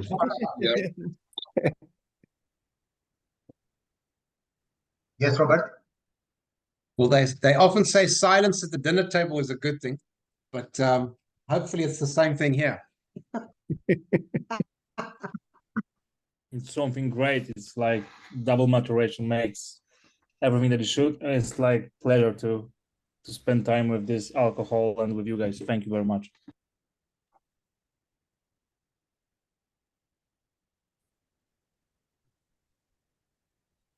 Okay, guys, do you have any questions for this one? More questions? They both. Maybe I'll try again because I think that we lost the connection. So to be very honest, usually it's the other way around, right? So it's first bourbon and then wine. So I'm quite surprised that you, if I understand correctly, with this one you started with wine and then you put it to bourbon. So that's at least I've never experienced, I think, it that way. So that was quite tricky for me. But was there any reason or story behind it? Any reason why was that direction? So yeah, I didn't catch the end of that, but I think I heard enough of it. Is there why we chose to do this? As I say, it having more wine character than I felt was kind of balanced and appropriate. So I didn't want it to have more time in that particular barrel. The barrel was had a lot of wine character. In fact, I think too much so that there was very little sort of other aspects to the rum other than a sort of wine-based character, which I felt would just get even worse if it was left in that same barrel. So we had these bourbon barrels that had been previously filled and would have been a second fill of rum. So barrel, and it would have obviously brought a different aspect from the American oak and from the bourbon, which is why we went with it at that stage. I probably would have with a brandy barrel now if I'd had the opportunity to do so, but I didn't have those barrels at that stage. I had these fairly used bourbon barrels, so that's what we went with. It was the right choice at the time, I think. All right, thank you.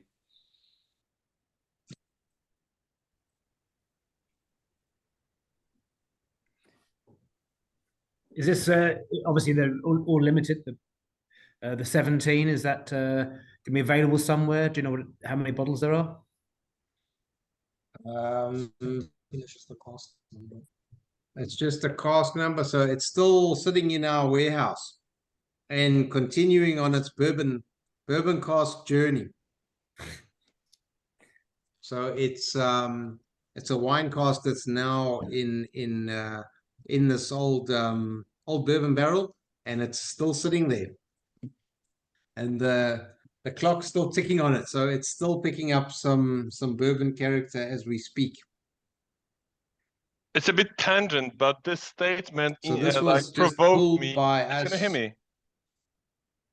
Yes. So bit tangent, but this Yes. provoked me to a question. I'm just curious, how often do you check on your specific barrels? Basically, how often is the testing point? Has it gone too far, or is it the right moment? How often do you check your barrels?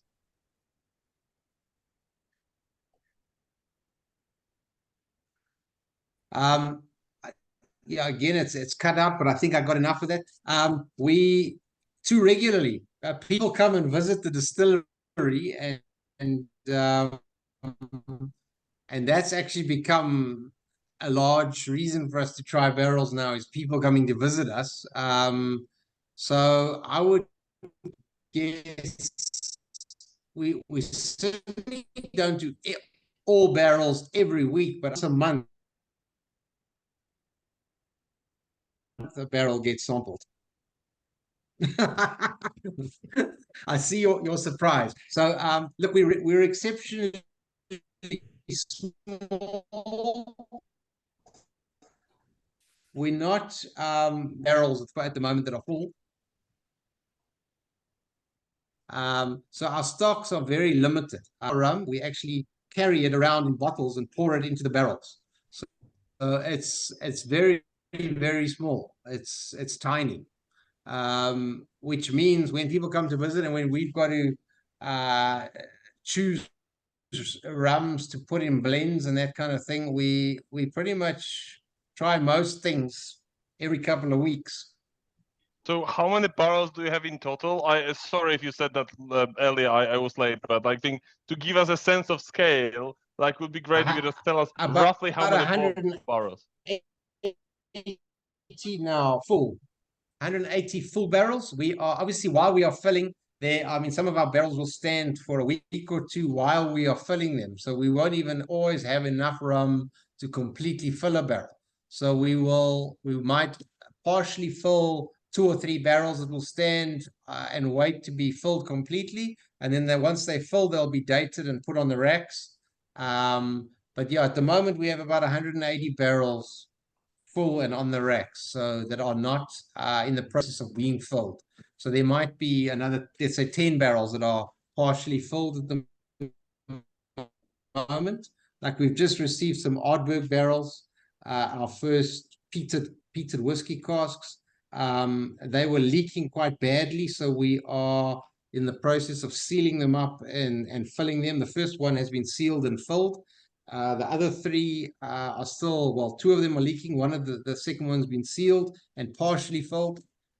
Things like that. So we take our time with our barrels, because it's all very manual and done by hand. As I say, we don't pump the rum into barrel. We actually pour it in with bottles, big demijohns or carboys. I mean, if you said you have 180 barrels and you taste all of them every week, you must have a lot of visitors to go through, like 20 or 30 samples every day. No, not every week. Say maybe once a month, perhaps. Well, once per month, perhaps. Look, I mean, I might be out. It might be 6 weeks. It might be 7 weeks. I don't know. It might be 3. It depends on. We are unfortunately developing favorites that we do taste more than others. Which, yeah, I'm saying that on average. I mean, I can't give you an exact date as to how often each and every barrel is tasted, but yeah, if I have to put it on average, I'd say at least once a month per barrel.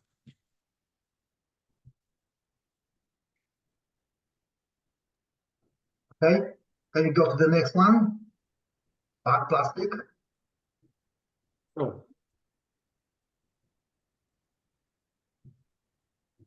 Okay, so this is Antipodes, which was our first 5-year-old rum, our oldest rum to date, I think, that's been released.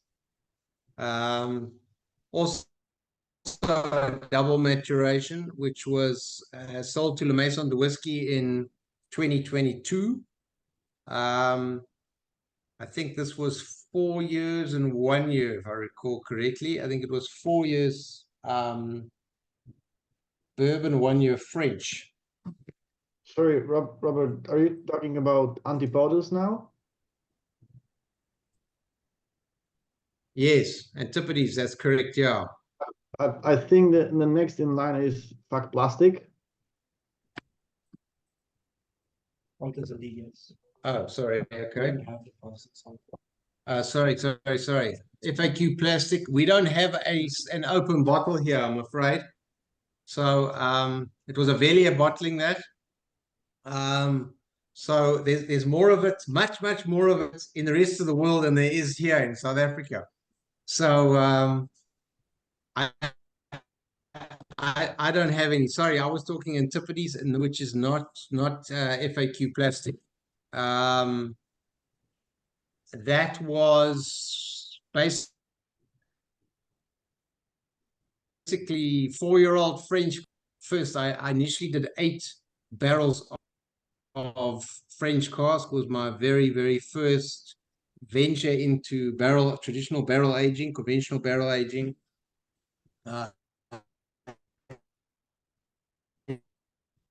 In 2017, it was my first sort of large scale. When I call large scale, it was 8 barrels, but I think of all 300-liter barrels of French cask that were done in 2017. And those were all, not all, there was 900 liters of it sold to Velia in 2021. So it was, 4 years old at the time of selling it to Velia, and it was bottled by them. So it was essentially 4-year-old French cask, a blend of 1,000 liters.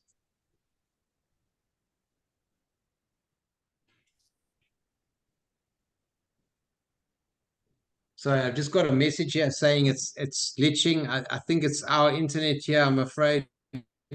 We just do have it's maybe it's if you maybe problem. Robert, Can you hear me? Maybe if you turn off your camera, maybe it should help. Yes, Stop video. Okay, I've stopped video. I don't know if that makes much difference. Do I sound clearer now? I think it's better now, much better now. Yeah, the sound sounds reliable now. Yeah. It looks much better as well. Okay. We can imagine. I was waiting for that. We will imagine. Nice, yeah.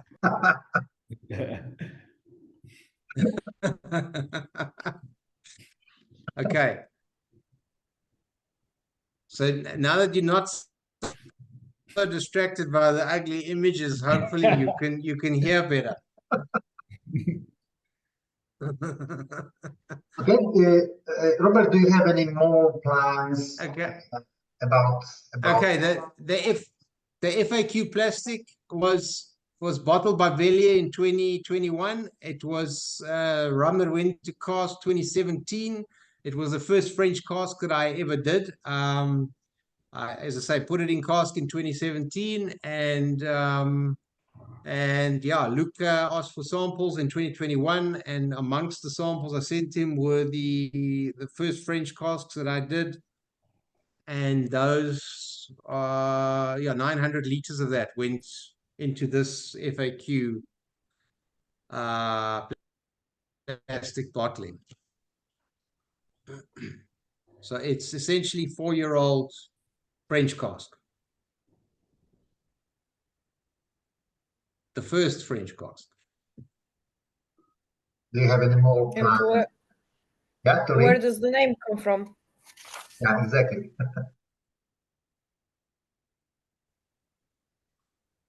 Sorry, I saw a message now. Which one? This one. Jump to the answers. Okay, I would like to ask a question here to make it easier for you to understand. How did the cooperation on FAQ Plastic with Velia start? What is the story behind that bottling? Okay. As you know, FAQ Plastic, I gather from my discussions with Velia, I mean with Luca, was that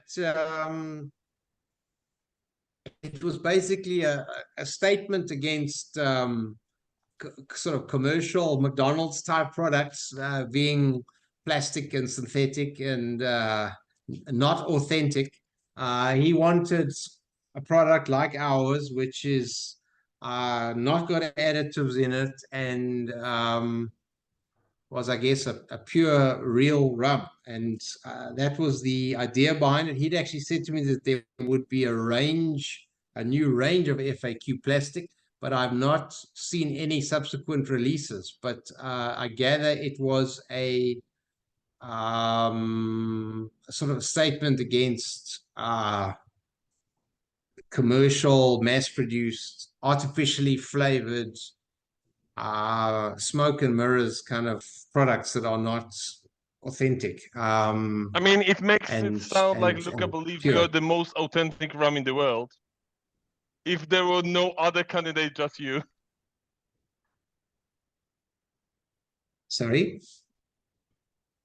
I said it makes it seem like Luca believes you're the most authentic rum in the world if nobody else deserved to be included in this series and you are the only candidate. No, I certainly wouldn't say that. I just think, I don't know what happened to the idea. And Luca is quite well known for this. I think he has a lot going on. Obviously, I don't know if he's lost interest in this project or if it wasn't very well received. I'm not sure. I think it was purely chance, basically, that we were the first guys. He took 2 bottlings from us, one which he released under the Habitation Verlier range, and then the second one, which I'd never heard of, was this FAQ plastic. And as I say, my discussions with him were that it was going to be a new Verlier range, basically, and this would be the first one in the range, but that there would be more to come. But I haven't seen any others. I don't know what the reason is for that. As I say, I don't know that maybe it wasn't well received. I'm not sure. I don't know. It's absolutely delicious. So it was a win for me. Yeah, we've had mixed, it is a win for everyone. Responses.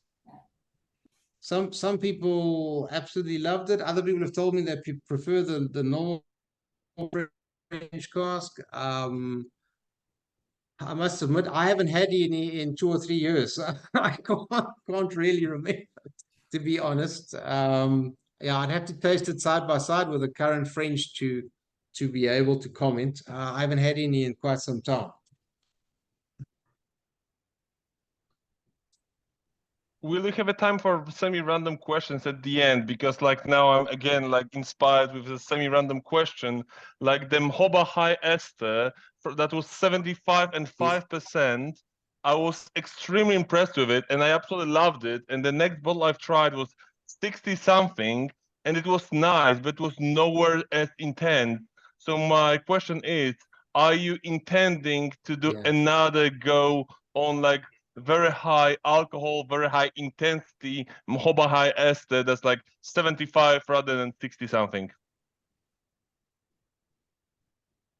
Yeah, I would love to do that. It's unfortunately La Maison de Whiskey, for commercial reasons, have asked us to actually step back on the ABV, not intensity, but on ABV, and they are unfortunately linked. So as we drop the ABV, you just do tend to get less intensity. I agree with you. I also love the really intense stuff, but purely from a commercial aspect, the import taxes on high ABV stuff is a problem. They've asked me to try and keep the ABV as low as possible on those releases, which I gather is a commercial thing. They don't want to pay all the tax and feel that it becomes unsellable once it becomes too expensive.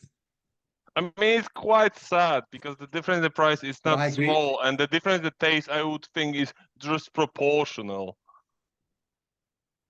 Yeah, I agree with you. I would also love to be doing the crazy stuff, but as I say, they have asked not to send them anything too high on ABV. Like also semi-related to that, like is it possible to visit you if someone like happens to be visiting South Africa? Is it possible to visit your distillery? Do you have any distillery only bottlings?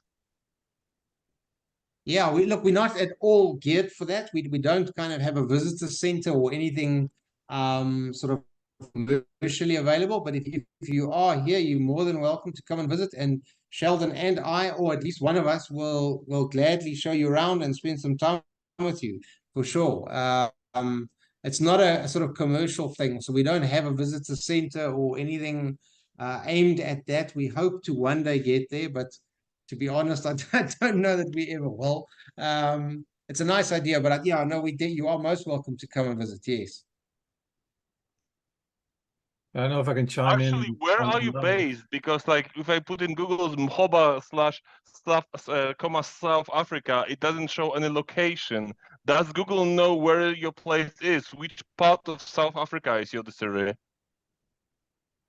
We in a province called Mpumalanga, or if you type in Malalan, MALELANE,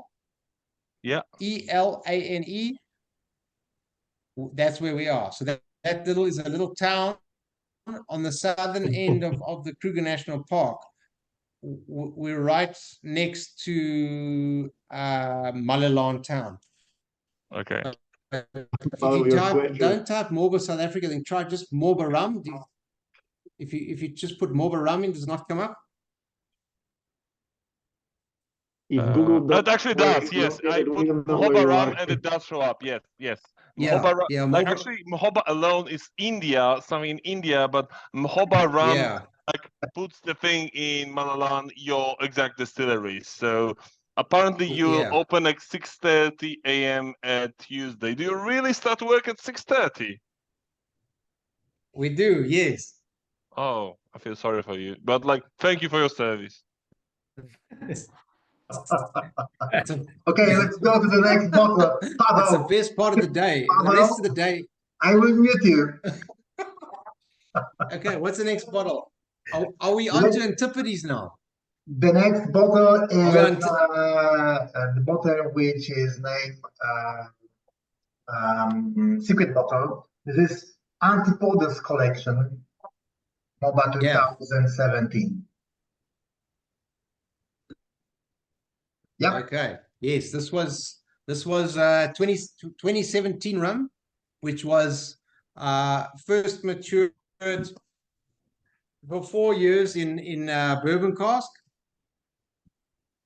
and then 1 year in a French cask before being sold to La Maison de Whiskey in 2022.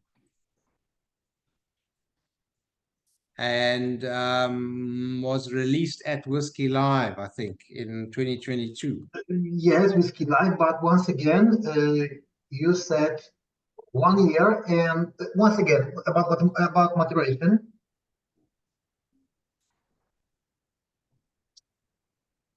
Robert? So, sorry, I missed some of that. Once again, about maturation. How much time?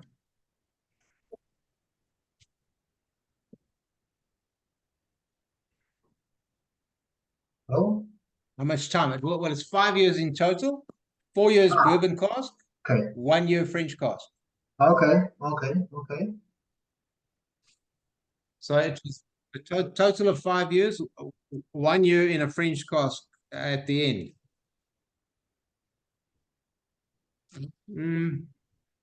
And this was our first 5-year-old and oldest rum we've ever released.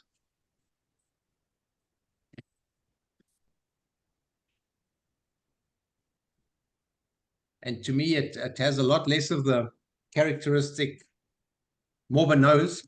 A lot of our, I find a lot of our vibrant kind of solvents and some of the fruitiness are lost with maturation, which is quite sad to me. But it is part of the deal. I have heard from several people saying that in general molasses rums tend to retain their noses better in barrel than sugarcane juice rum. And I certainly find that is the case with our rum. The longer it stays in barrel, the less of that sort of Mhoba character I get on the nose. But there's a lot of other bonuses. Teraz na kolu takim international. Jeszcze z godzinę potrwa.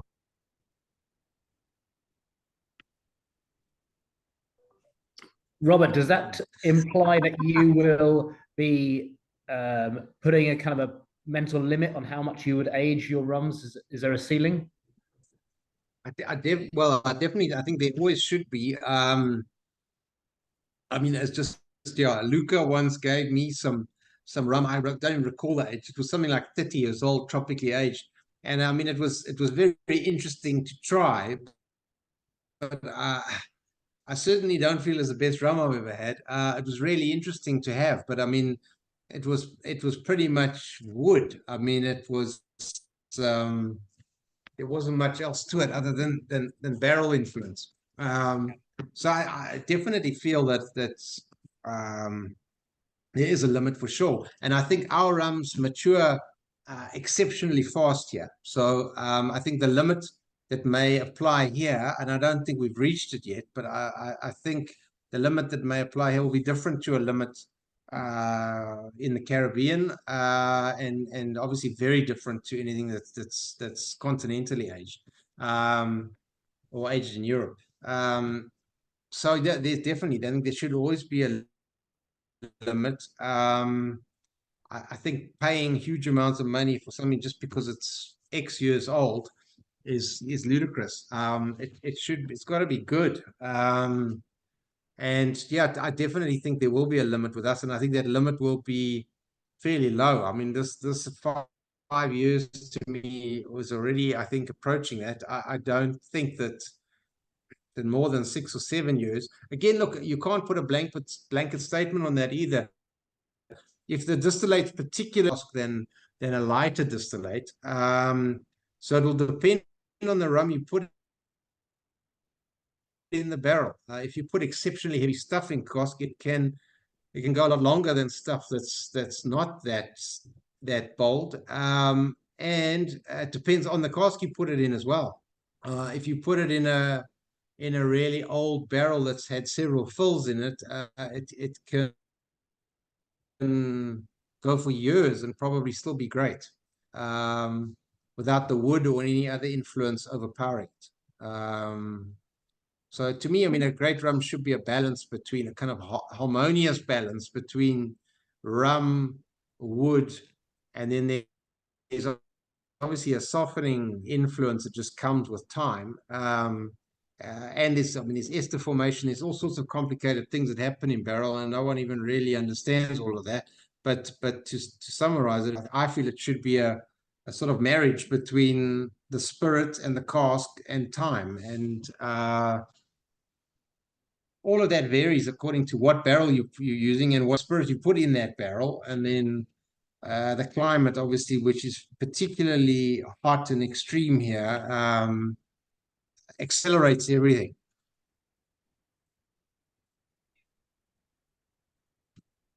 Thanks. It's fascinating. I don't know how much of that you heard. All of it. It was no, it's clear.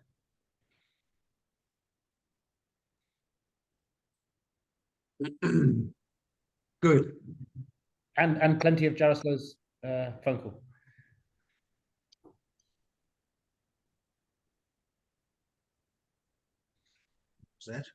Are you ready to go to the next bottle, guys? Okay. We are now on to okay. High ester. Which high ester is this? Do you know? All right, so here we have our high ester rum, white rum, which is a fermentation of pure cane juice and 30% dunder. So we are keeping our old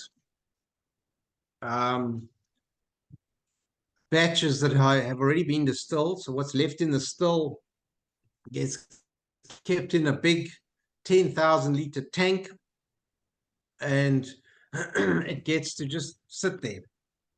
And this is, for those of you who don't know, Dunder is the same thing as sour mash in the bourbon industry, or Lees in the whiskey industry, I gather.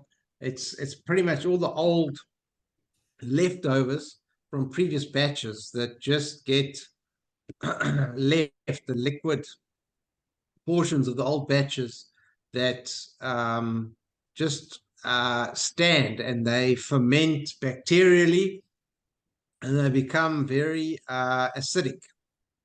And esters, which are a big factor of the flavor in rum, are formed by alcohols combining with organic acids, and those form these molecules called esters, which create a lot of the flavor in rum, or are responsible for a lot of the flavor in rum. And this is, generally speaking, a Jamaican thing to do in terms of rum making, where they, well, it's not only a Jamaican thing, but the Jamaicans are famous for it. Adding Dunder or vinasse, they actually call it in the sugarcane rum industry. Rum agricole, and guys making rum from juice talk about vinasse rather than Dunder, but it's the same thing, really. It's bacterially fermented leftovers. So the old batches have got everything left from the cane juice post distillation. It's a brown kind of soup. It looks a bit like strong coffee. It's very dark brown, almost milky looking, and it's very acidic. pH sort of 3 or 4, probably not even 4, 2 to 3 probably.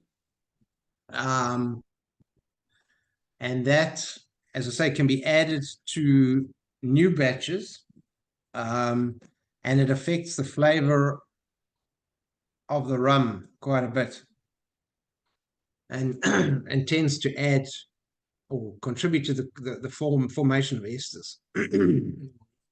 And then yeah, it's also fermented for a longer period, as Sheldon has just mentioned. It's not a sort of standard 10 day or 1 week fermentation. It's a 28-day fermentation, so there's more time for the alcohols and the organic acids to get together and form esters, which will then go into the still,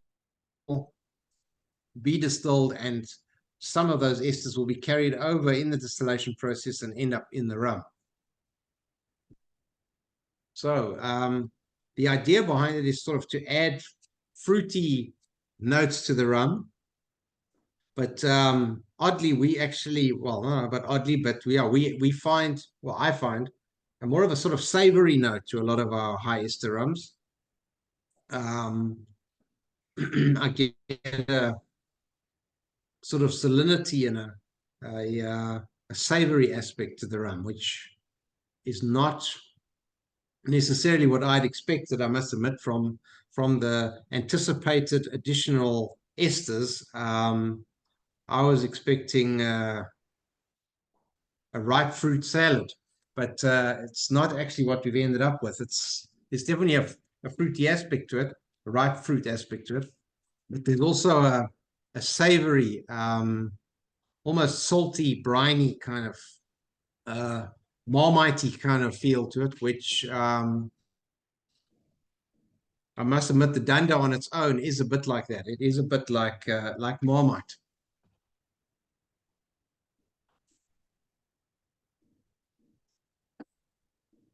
And I might jump in here with a question if I can. I'll turn my video on because I don't like it when people talk to me and I can't see them as well. But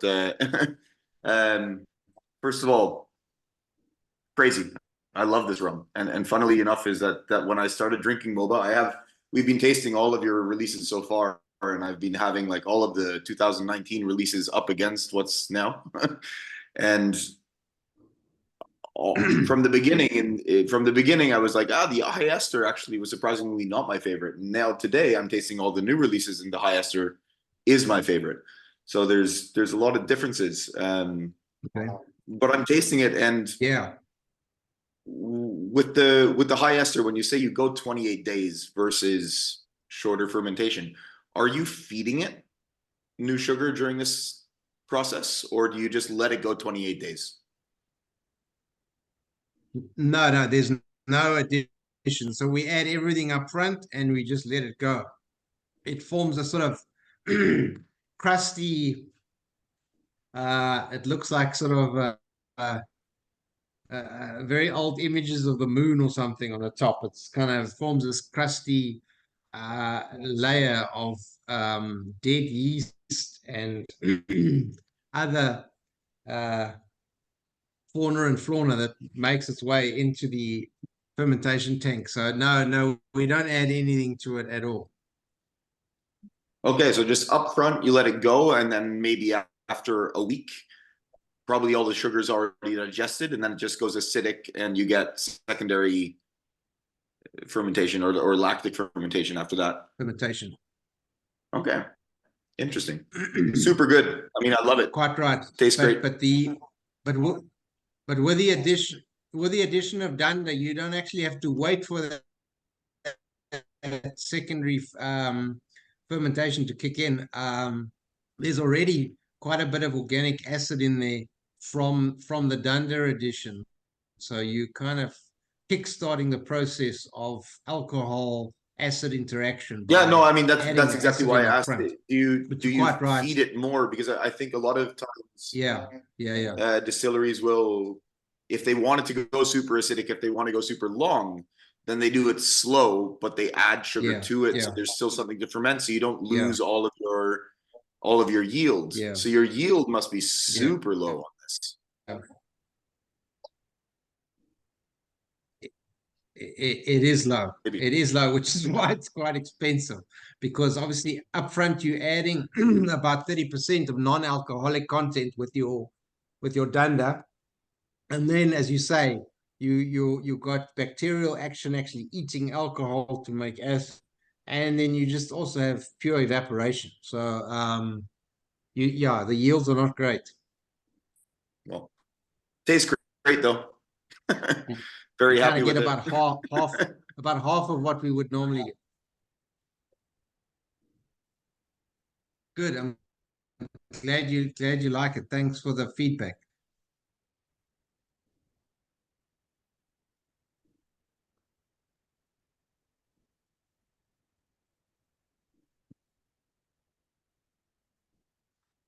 It's definitely like a river's vibe to this.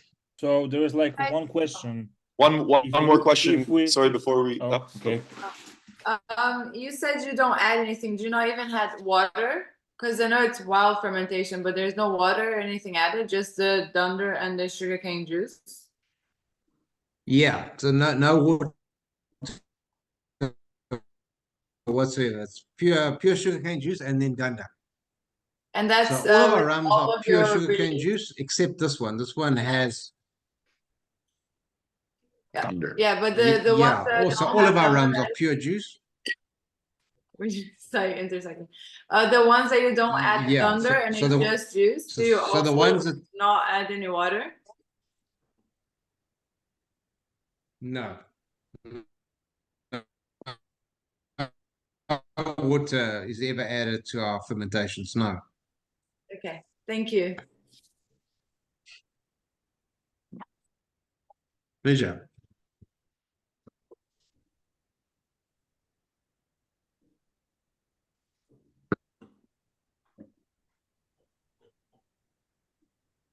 If anyone have some more this unaged, this high ester rum, if you put water half and half, getting super sweet. So this is very unacceptable. Yeah. Robert. Yeah. Sorry, hello. Sorry, I didn't hear that very clearly. Once again.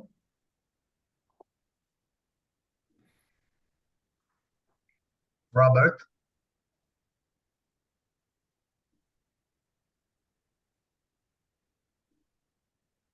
Okay, no. Sorry, Darren, I can't hear a word now. Absolutely nothing. It's not Darren. Sorry, it's not Darren. Who's asking? I'm not sure who's talking. Who? For me, can talk any slower. Maybe we should write the questions to the robot. If we cannot speak and hear us clearly, maybe writing the questions is a safer choice. Yeah, good idea, Paweł. I just said, if you have some more Hyester Mhoba rum, you can add water, half and half, and it's getting super sweet. So I don't add any water in this high Easter. I think this is very sweetness and very fruity. This sample is very fresh rum for me. Yeah, and also very alcoholic. You know that I'm not a big fan of Hyester rams, but this one is really good tasted. So as Lucas said, we don't need any water to add. Yeah, exactly. Of course. I mean, it is a fantastic rum, but I'm totally with Chris in terms of just add a few drops. I don't mean like drop it down to 40. Don't drop it down to like even 60. Just few drops. It changes the biochemistry, and you can feel the sweetness much more. I tried it with few drops, without few drops. The difference is staggering. Just go and try it. Okay, we'll try Are we willing next time. to do it or not? Next time. Maybe a little bit, yes, but Krzysztof says about 50 for 50, so it's too high. Yes, but I started. That's another story. Make a TED sample with the 50-50, or like even more water than non-water. That's another like a good technique I was promoting some other time. That's like not for today. Yeah. Okay. I've just added some water. You're right. It does sweeten it quite a bit. The sweetness in the rum comes out quite a bit with some water. It's interesting. Yeah, exactly. Okay, I'm ready to go to the next sample.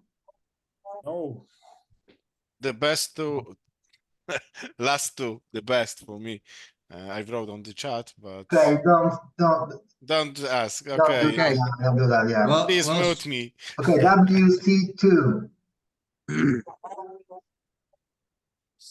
WC2. Okay, Sheldon actually needs to tell you about this because Sheldon is the one who gave us me the courage to actually like this. I had written this off. This is an unrefurbished wine barrel, so this is a Fred and List wine barrel. Sherry cask? No sherry, wine, just normal red wine. So this is a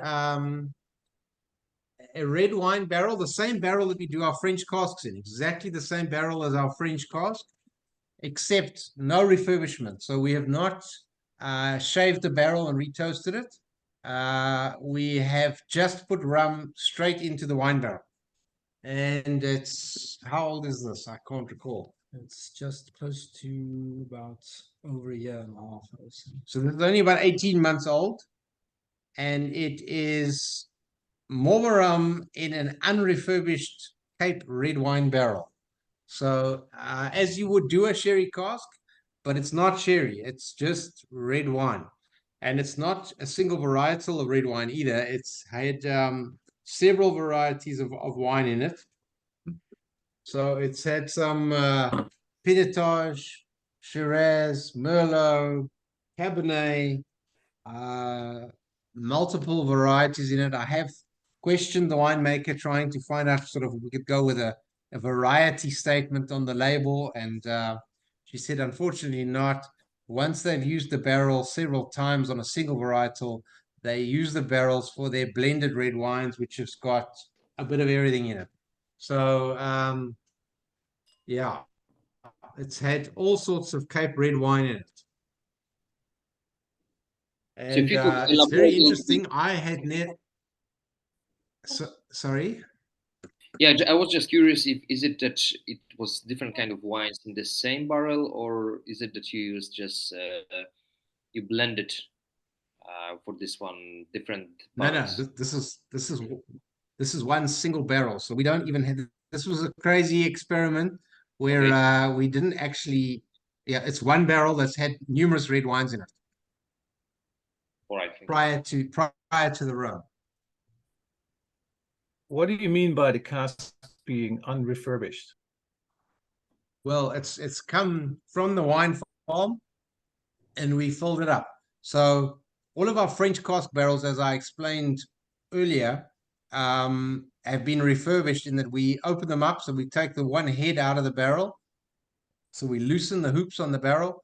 We take one of the heads out of the barrel, and we then grind about 6 or 10 millimeters away from the inside of the barrel, and then re-toast it with a torch inside to almost make a new barrel. But there are obviously remnants of red wine left in there. There are fair stains of red wine left in the barrel, and that's what you definitely pick up in our French cask, is that red wine influence. But it's much reduced to what you're getting here. This is hugely winey, and it's a wine cask with absolutely no work done to it. It's just a wine cask filled with rum. Whereas the French cask has been, the term in the industry is refurbished. So they refurbish these casks and reuse them on many wine estates. They actually refurbish barrels and casks and reuse them.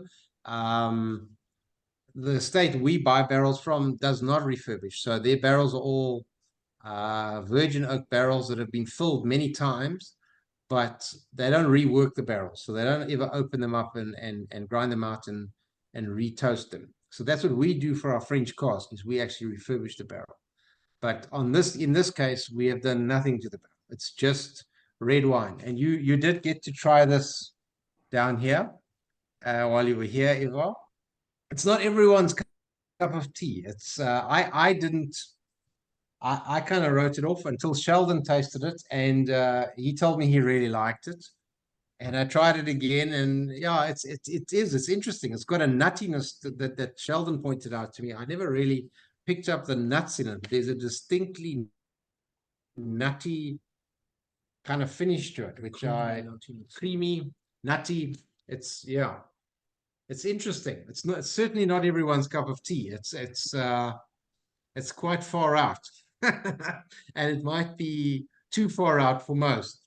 And there's a lot of cask influence here. The rum to me is almost drowned out, which is a pity for me. But I do find as Sheldon says, the creamy nuttiness is really interesting. It's very unique. Can't remember tasting that, but then we tasted so much that yeah. Do you remember what I said about it? Because I certainly don't remember. Was it before or after we tasted those? Yeah, no, you were not. You were not. None of you were impressed, as I was also. I mean, I always dismissed this straight away. But look, I think strictly speaking, it is not a great rum. It's the rum is hardly present.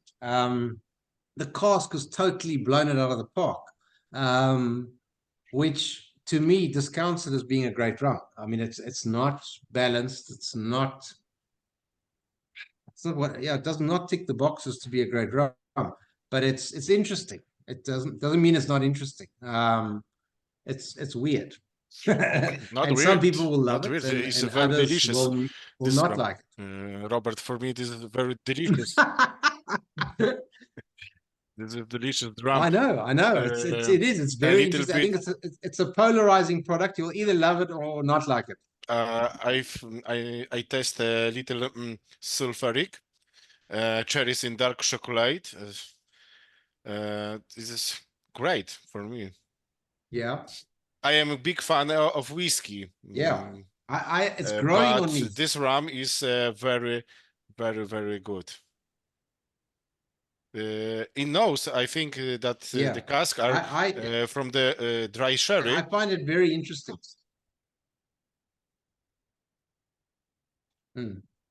Yes.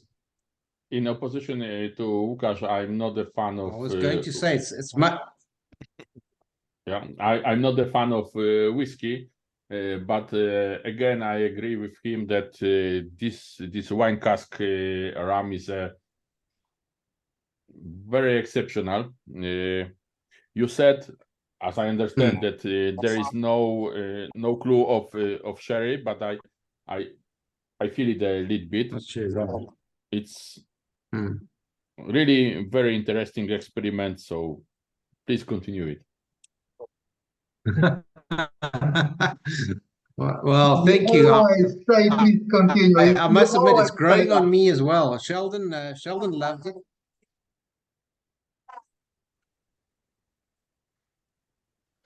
Sorry. Yeah, once again, Robert, repeat, please.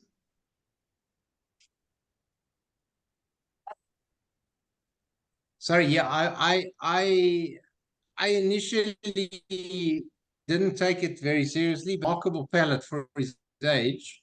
I mean, he's still very young, and he likes crazy stuff. And usually these kind of things need to grow on you with time. It's not often that you that you're in your early 20s and you like this kind of stuff. It's normally something that you need to kind of learn to like. So yeah, he has a remarkable palate, an open mind in terms of flavors. So I think we're going to do some very interesting stuff. Pointed this out to me, and he's opened my eyes to aspects of it that I didn't even really notice. I just kind of wrote it off as something that the barrel is just totally overwhelmed the rum, and I'm not particularly a big fan of sweet wine cask rums. Find the sweetness too much, and the wine cask influence too much. I kind of enjoy the more subtle aspects of this in that it's not sweet, and I like the sort of creamy nuttiness, as Sheldon says. I like that it's not sweet, I must admit. I think this is a good direction. I taste the second taste, and I feel the solvent is great for me. I like the solvent in the whiskey, and the rum is more intensive. So it is quite good, very good, not quite, yes. Very good. Well, that's good. I'm glad you like it. I'm glad the general consensus is that it's good. It's something that we're gonna start doing more of, I think. And we'll see. As I say, as I've said often before, it's fine for everyone to compliment it, but someone needs to get their checkbook out and buy. I need all the bottle because unfortunately we have to make money. Unfortunately, we have to make money doing this. We can't just do it because we enjoy it. We have to put food on the table, and yeah, people need to buy what we make, and that's the problem with making crazy stuff. Is you got to find enough crazy guys to buy your crazy stuff. But yeah, I think this has got some potential, and I think we are going to try a bit more of this.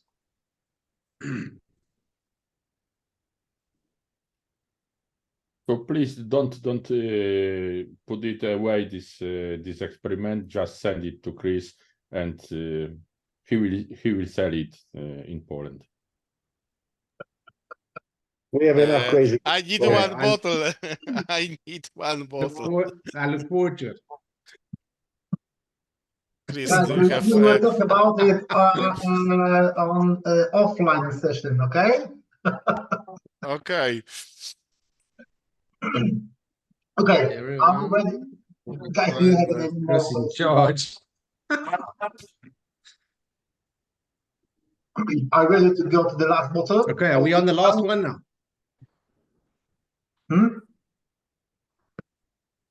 Okay, we are now on one of my crazy experiments, which is stave age. So yeah, spoiler alert, this is not a barrel aged rum.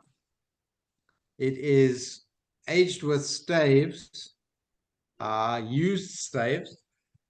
So in other words, staves that we used many years ago to make rum. Those staves have then been stored in plastic barrels, basically, for 2 or 3 years. And during that time, something interesting happens in those staves. They oxidize, and you get some very interesting smells coming off of those old staves. And I put some of those old staves in a very old South African whiskey barrel, and then put some quite heavy rum distillates in there with the used staves in an old whiskey barrel. And this is the result. It's our most Jamaican style rum, in my opinion. A lot of acetone and a lot of solvents on the nose. A lot of nail varnish going on here, but with some ripe fruit, overripe fruit, maybe banana. As I say, it's, to me, very Jamaican style. Putting notes as well. Confection, brown sugar, golden syrup. Caramels, sugars.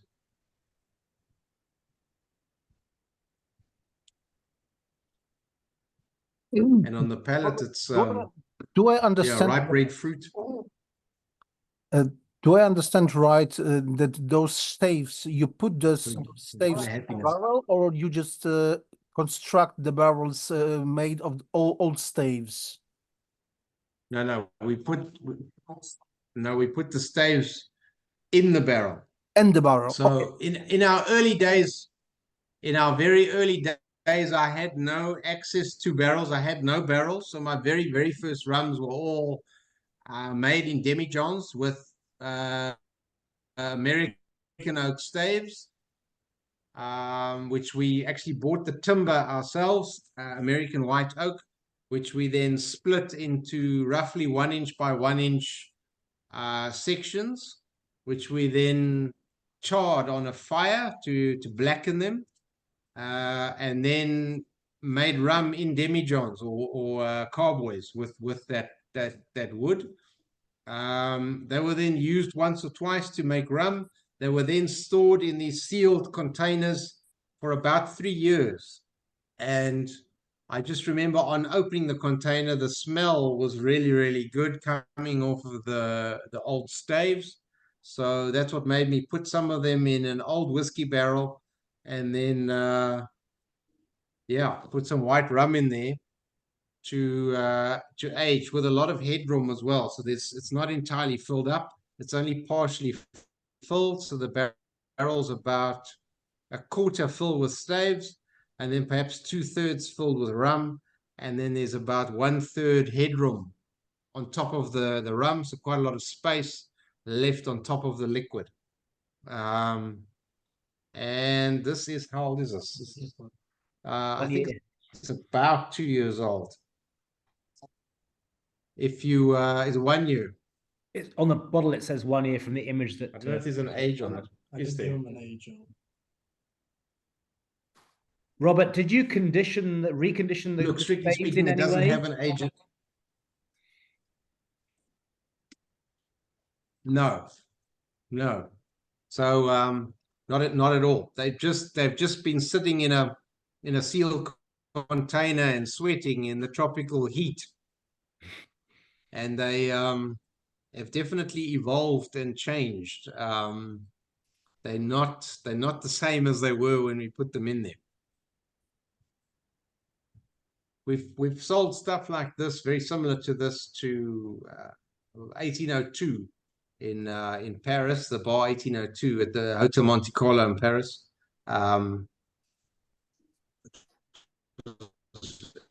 Actually very similar rum to this, which was all made in demijohns. That it was not made in barrel, but this is a barrel sort of equivalent, well, barrel equivalent, but the same process done in a barrel. Actually, what a funny Robert, if I can ask, is it is the staves from this, from the 2019? Yes, the same staves, yes, but it would have been from even older rum than that, but yeah, same product, yeah. Well, I want to applaud you on that, because I think that there's a lot of negative connotation gone to stave aged rum in the rum world up until today, and I think that this is a good example of that it tastes amazing, and especially when I go back and try this one prior to what you're now doing, this one was also amazing, and I'm comparing the two right next to each other, and yeah, I think that doing something like this shows that if you're out there doing rum, I mean, you don't need to buy 200-liter barrels. You can do interesting things without needing to do that. So what you've done here, Robert, is delicious. I think it's great. And if it's coming from this, and that's the staves from something like this, and now you're producing the next product, wow. I mean, people should explore this more. Well, people talk about barrels conditioning, and with use, they evolve. I mean, the cask evolves. You get all sorts of chemical reactions happening in the barrel, oxidation, ester formation, all sorts of interesting things happen in a barrel. And I'm not saying stave aging is a direct replacement for conventional cask aging. I'm not saying that at all. But similar things definitely happen in staves. So if you have staves that have previously been exposed to good spirits, and you give them time to sweat it out in a sealed environment, they definitely do have some of the characteristics of a conditioned cask, in that it things evolve in there, definitely. And I'm not saying it's as good or it's exactly the same as barrel aging. I'm not at all saying that, but it does, I believe, make for something interesting, yes. But I mean, you can make good spirits with staves, definitely. The comparison shouldn't be, is it good or is it not good? It's just, is it interacting with wood? Yeah. And it is interacting with wood. So you're getting a wood interaction. Whether it's better or worse is up to every person who tastes it. That's a different question, different. Yeah, sure. No, of course. But I think the flavor you're developing doing this approach is really interesting. And I think I hope to see more people experimenting with these types of approaches, because I think there's too many people. I think there's too many people who avoid doing these types of approaches because they say, well, it isn't barrel aging, therefore we shouldn't do it. And I think that tasting this, everyone here should taste it and go, Chris, are you is it aware the of the same? Maybe Dropworks not. distillery in UK? Dropworks. It's a very new. Actually, it's the biggest distillery of rum outside Caribbean. It's a very weird story, but yes, that's a super ambitious project. But they actually released heavily a rum that heavily relied on the wood chips, but they called it a spiced rum, despite not having any spices, any sugar, because they thought, like, if they call it like the normal rum, it might be controversial. So they called it spice, despite having no spice and no sugar. Dropworks.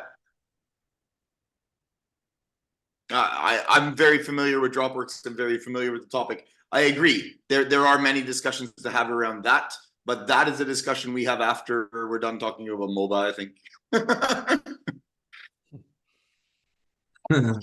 Sorry, guys. Yeah. I must ending meeting Yeah, today. well, Thank you for Robert. Thank you for Chris, and thank you for all of them today. See you next time. Sorry, I must ending. See you next time. Hey. Bye bye. Bye. See you. Thank you very much. Bye-bye. Thank you. Bye. Bye. Okay, guys.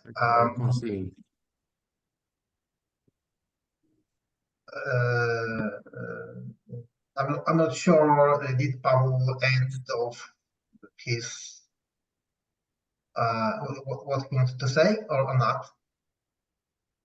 Did you end your? Sorry. I didn't mean to end it like that. I just meant like, yeah, we can discuss what the definition of spiced rum and that is. But Robert is doing an amazing job here, and I think that his products are great. So I want to hear the end of that, and then afterwards, when we're done through Mhoba, then we can discuss those things, I think. Yeah, I just wanted to add that I think stave aging is something that's probably more widely used than people know. I think quite a lot of people do it without disclosing the fact, as you say, there's quite a lot of negative thoughts and kind of ideas around it. I don't believe it should be done without telling people, which is why I try and make it as clear as possible, the distinction between our stave aged and our barrel aged stuff. I don't try and hide it or pretend we're not doing it. I put it on the front label, the back label. I try and make it very, very clear that it is a stave aged product, not a conventional cask aged product. I do find it interesting. There are a lot of traditional people that don't like it, and I understand that. I don't have a problem with them not liking it. I just think it can make some really interesting rum, but I don't try and bullshit people that I'm not doing it. I'm more than happy to tell them I'm doing it. And it tastes delicious. So and, oddly enough, in France, some of our best-selling stuff is the stave age stuff. People, I think, especially the younger kind of generation, they don't seem to mind it at all. Well, all the stories from the samples we had today, there's one question that is ringing in my head. Since there is a kind of a dilemma between commercial demand and what you really like, and actually it fits perfectly to demand of this humble audience that we all like extreme. I'm wondering if you have any particular experiment ongoing or on your mind that you could share with us, or anything that you would like to surprise the world with a new idea. Just, I'm not asking to disclose a secret, obviously, but please disclose the secret. Yeah, I don't think we're not very good at keeping secrets. We try and play open cards as far as possible and tell everyone what we do and what we're up to. As I mentioned or hinted at earlier, Sheldon's joined us quite recently. He is loves rum, has a very open-minded palate and a very interesting palate, and he likes crazy stuff too. And he's wanting to push the boundaries of what we're doing and continue what we're doing, perhaps push it even further in the sort of Jamaican fusion with juice. I mean, we're not a rum agricole by any means. We're not in a French territory.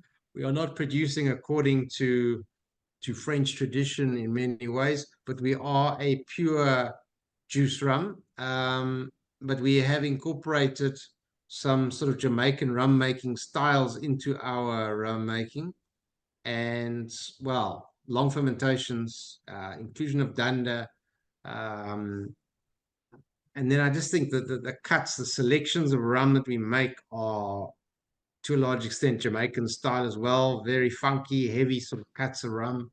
We are not going traditional agricole in terms of our cuts. I mean, several agricole boffins have tasted my rum and told me, oh no, there's too many heads in there.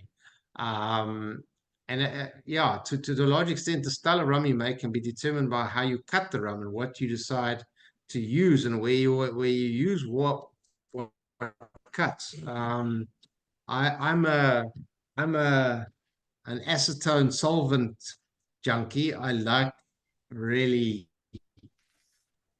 bold, fragrant, acetone, volatile rums.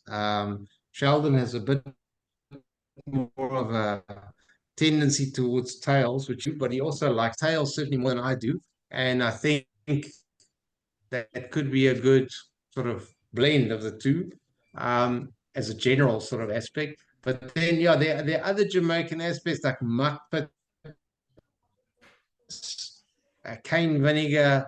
There are all sorts of other things that the Jamaicans have been doing that we have not yet tried, and we are dipping our toes into that now. And so far, hello, DJ Prism. Yeah, we can hear you. Hello, are you back? Yes, can you hear us? Yes, no, yes, I was speaking with my wife and it was a misorder. Sorry for that. Okay, I thought, no problem. I thought I was saying goodbye, so I switched my camera on. Maybe I must switch it off again. I don't know how much of that you heard and how much you missed, but so yeah, we're gonna, I think, continue down the avenue of incorporating Jamaican rum making styles with cane juice, pure cane juice. And then there is also on the horizon the potential to make a molasses-based rum and possibly a molasses juice blend. I don't know. There's several things we can toy with. That's on the fermentation side. Distillation and cuts, I think we will continue to use the pots I've built and that we've used traditionally, and I think we'll keep using those. I think the cuts will remain very similar. And then maturation, I think we are going to get more exotic casks. We've recently done a release of Marula brandy rum, a brandy cask, and that has just been shipped to La Maison de Whiskey and will be one of the single casks they release now. That kind of thing. I think as we encounter weird and wonderful barrels, we will acquire them where we can and experiment with maturation in different barrels. But I think on the distillation front, we still have a long way to go in terms of what we can do with pushing the boundaries on ester formation, and we're already making great rum. And I want to keep making expressions of pure sugarcane, like the first rum we tried, which is a pure, unaltered expression of pure sugarcane juice. There's no dunder, no muck, no cane vinegar, no nothing added to that. It's just pure cane juice with a sort of appropriate fermentation period of about a week, which I think makes a really nice, elegant expression of our sugarcane. We also, as I say, are going to do more intense, more extreme rums, which I think are going to come from a lot of traditional Jamaican rum making methods. So our current high ester, I think, is just the beginning. I think there will be more extreme rums from what we've done so far and tasted so far. It's going to get crazier.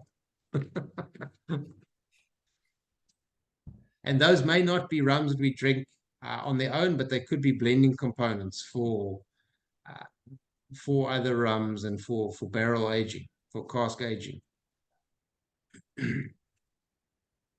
The Marula cask you mentioned, the brandy, is that the same type of cask that you used? Yes. 1802. That was delicious. That one. Really. No. Oh, you had it at 1802. There was one that was 72 bottles only, a very small release, and it was finished in for a year in an ex-brandy cask. Initially, it was demijohns and staves, and then you moved it to brandy cask according to the label. Yeah, the Marula brandy. Yeah, that was a finish. There were two. There was an Umganu, which was pure maturation in a Marula brandy cask. Yeah, and then the one you had was a stave aged product that was then finished in a Marula brandy cask. So there were two Marula brandy rums, related rums. One was just a finish, and one was aged in a Marula brandy barrel. So I think you had the one that was finished in the Marula cask. I tried them both. Yeah, I tried the finish. Okay. I really loved. The other one I only tried when I was pretty drunk at in Paris. So. Okay. Yeah, they're distinctly different. There's a lot of wood content and woodiness in the finish. The one that was aged in the Marula cask was quite pale and subtle looking in terms of color, but it has a very fragrant and unique fruity. It just has a Marula flavor, which is kind of unique. There's no other fruit that you can really compare it to. It has a perfume that's quite different. Yeah, another one of those quite polarizing products. I think you either like it or you don't. Sometimes I like it. Sometimes I think it smells a bit like toilet freshener or something, and the other times that I really like it. So it depends on the mood and the palate, I guess. It's quite unique. The Marula cask is really unique stuff, and some people will like it and some won't. But I think that's kind of the nature of the game. When you start making rums like we make, not everyone's going to like it. And it is what it is. We're not making mass market stuff. Yeah, I agree with Stuart. It was one of the best Mhoba I ever tried. It's 1802. Yeah. Did a good job, really. You're talking to us. It's the best Mhoba you ever tried was too. Okay. Okay, guys. Okay. Questions to Robert? I have one. Like the first Mhoba I ever tried was a bushfire, and I know if you, Chris, do you remember the question I asked you in Szczecin last time? Like when I was asking if the bushfire Mhoba is aged in cask or in like a glass with the sticks of the bushfire. It's also aged with staves or like you say sticks. Basically, it's sticks. It's actually quite big pieces of wood, so they're not actual sticks from the tree. They're quite big portions of wood that gets split it was into... lack of the English word I used. I used sticks because that was the easiest word I know. Yeah. No, sure. I'm just explaining that maybe you think they are actual sticks. It's not quite sticks, but it's almost like sticks in that it's strips of wood that are roughly 1 inch by 1 inch and about 200 to 300 millimeters long. And then those were initially done in demijohns. And then later on, we moved those to very old South African whiskey barrels that have been used many, many times before. Just because of volume, basically. The bottles just became too small and too difficult to handle. So it's now actually made in South African whiskey barrels and then transferred into stainless steel tanks for blending. Okay. Before so bottling. Right now the container right now is is what? Like what? Is a whiskey barrel. It's a very old 200-liter whiskey barrel that the aging is done in, but with staves inside. So the staves of sickle bush are added to the whiskey barrel.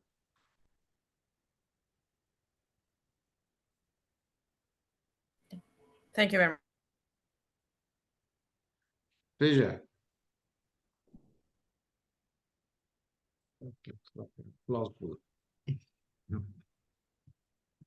Yeah, it's about the Mhoba pineapple. Hello, what? Sorry, sure, chat.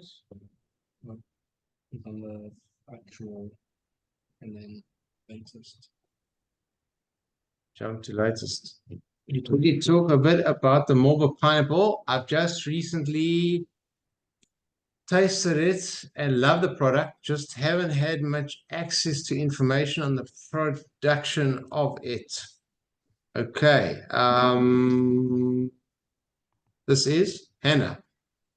All right, Mhoba pineapple. I don't know when you got to try the pineapple, but up until very, very recently, the pineapple rum was made with two different kinds of pineapple, a grilled pineapple, what we call braai in South Africa. We cut the pineapple into slices and then braai it on a really hot fire to caramelize the outside of the pineapple.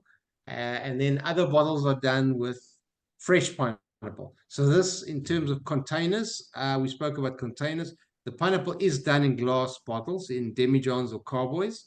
And some of them were done with fresh pineapple and some of them were done with caramelized or kind of grilled pineapple. And the final product was then a blend of rum that had been made with caramelized or grilled pineapple, and some of it was fresh pineapple. So that was, yeah, a blend. But more recently, Sheldon has made a new pineapple rum that I think is way better than any of the previous pineapple rums. So I think that's another thing that's going to change. Is pineapple's going to change. I think we may lose some fans in terms of some people loved the old pineapple. It wasn't very pineapple-y. It was kind of fruity and it had a kind of dark richness to it, which I think came from the caramelized side of things. But Sheldon's new pineapple is much fruitier and more lively. I love it. I think it's really, really nice. And I think we are going to be moving more in that direction. He has come up with a very simple but new way of making the pineapple rum, and it's really, really nice. And there was no caramelized anything. It was just just fresh pineapple and rum. So I don't know if I've answered the question sufficiently. The old pineapple, which I think is what you tried, was white rum in demijohns or carboys, roughly a 50-50 split between caramelized pineapple, which had been grilled on a hot fire, and fresh pineapple that was just put in the rum directly.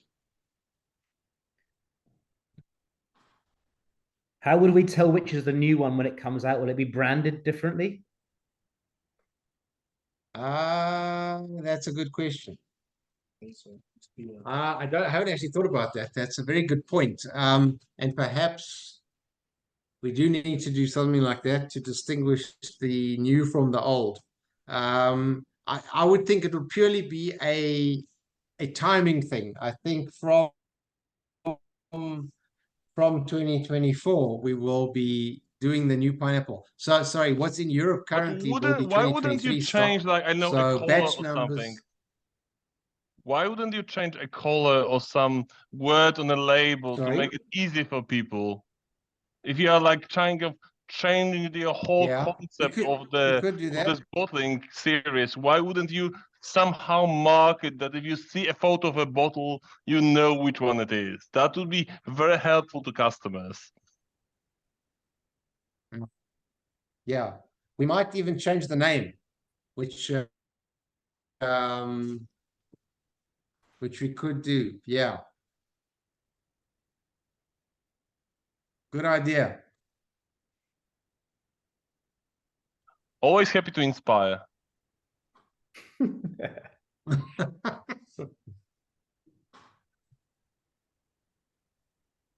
Okay, guys. Any? Yeah, I think it would be better if we distinguish it. Yeah. All right. Yeah. Sorry. That's it on the pineapple. Yeah. Okay. Thanks. Thanks, Robert. Guys, any more questions before we end? We are already almost 3 hours, I think. Is it the time to summarize today's evening? Once again? Is it the time to summarize today's evening? Yes, yeah? Close to. Yeah. Okay, so once again, I'm really impressed what you've done already, Robert. So as I said earlier, the two first samples astonished me enough to be your follower, let's say. Three next one, I mean Bourbon, Bourbon Cask 17 and Plastic from Verlier are sorry for that, but for me they are really good, but not really a special one as a next one. I mean Secret Bottle. Still, I don't know how did you created it, but this one really astonished me once again. And your experiments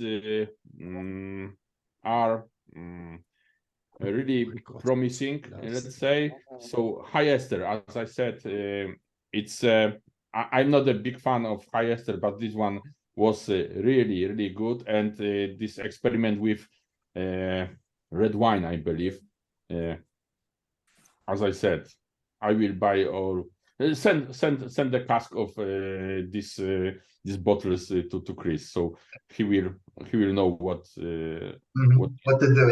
Yeah.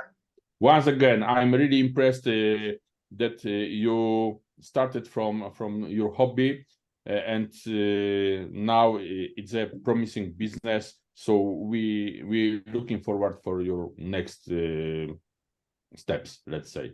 Thank you once again. Pleasure. Thank you for your time. Thank you for being here. Okay. Robert, do you have any plans to visit Europe this year? I mean, any festival or event?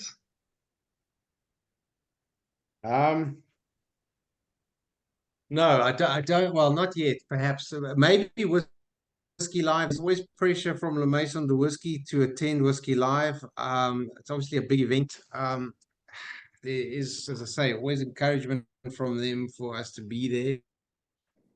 Yeah, come to Paris. Come on. Yeah, I always like going. I didn't go last year or went the year before. It may be time to go again, but I'd also like to go and experience something different as well. So yeah, just time away from the distillery is difficult. There's so much going on here that it's difficult to get away. Yeah, wherever I go, I'd like very much to take Sheldon with me this time, and that means not much will happen here while we're gone. So that makes it difficult. But yeah, we'll have to. I can't commit right now, but who knows? Like as an advice and like to make you aware of an option. For example, like the Holmes K at some point in the London Rum Show, they just showed up as a participant and kind of were pouring people semi-secretly that were interested but not having a stand. So maybe you should consider a guerrilla option. You can just go and enjoy, but also still pour your stuff to the people who deserve it. Just saying. Yeah, yeah, that's a good idea. A guerrilla option. I think better idea is come to Paris. I think we Stuart and some other guys, we have some ideas for hosting you in Paris. So so yeah, I was sad about London because he's too lazy to come to Paris.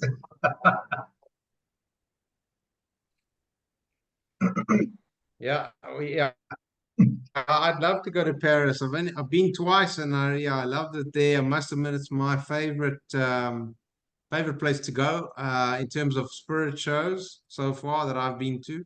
I find the most sort of open-minded palates there, and people that like our rum. They just tend to naturally like our rum. They probably comes from all the rum agricole influence in their history. I don't know, but they just like our rum. How did the connection come about with 1802 bar?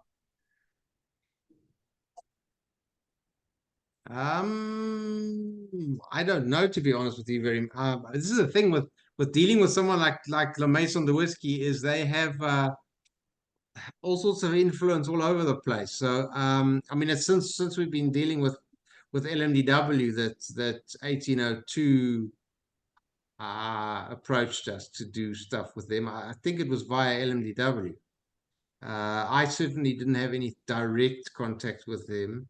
It all came about via LMDW.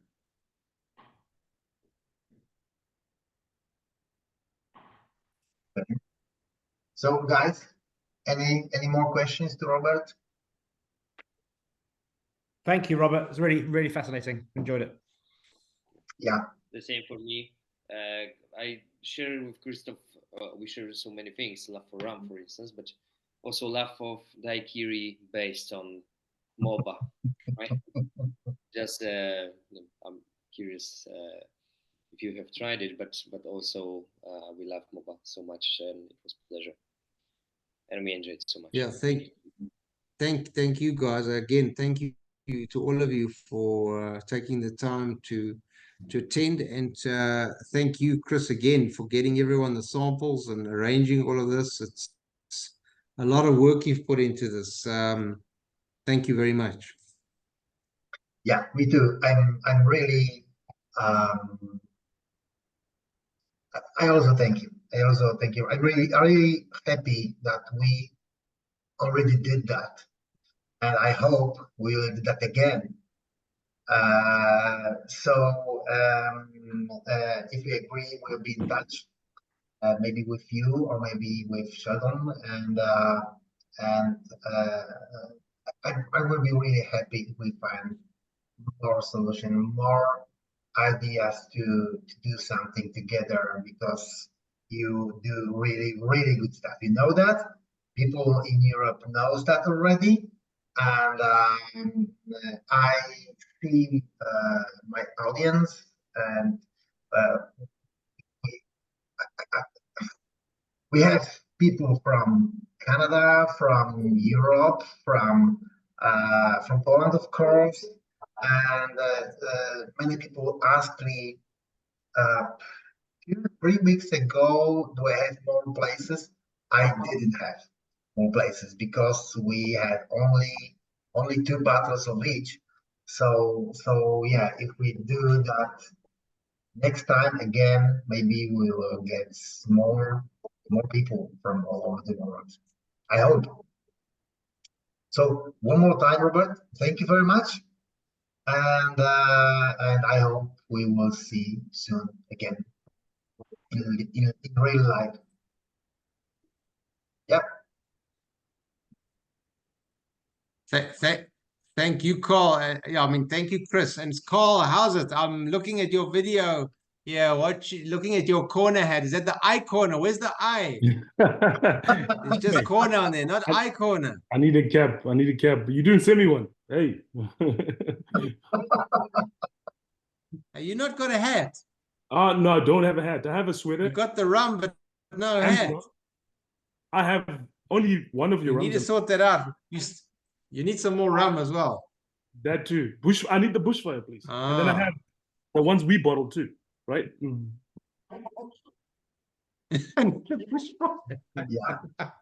But anyway, thank you. They seem to be censoring it for some reason. I don't know. There's some kind of wisdom. I hope you're well. Yeah. I am very well. Thank you. Thank you, Chris. Carl, thank you very much. Thanks. I just happened upon this and I was like, "Hey, what's this?" Yeah. Thank you to everybody. Exactly. Okay, guys.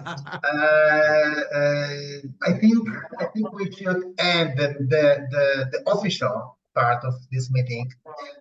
After that, we used to have kind of after party, little after party. I mean, we have the second part of this meeting. We usually talk in Polish language. So if you can, you can stay with us, of course. But if you understand, it will be better if you understand Polish language, because we want to talk some with other guys.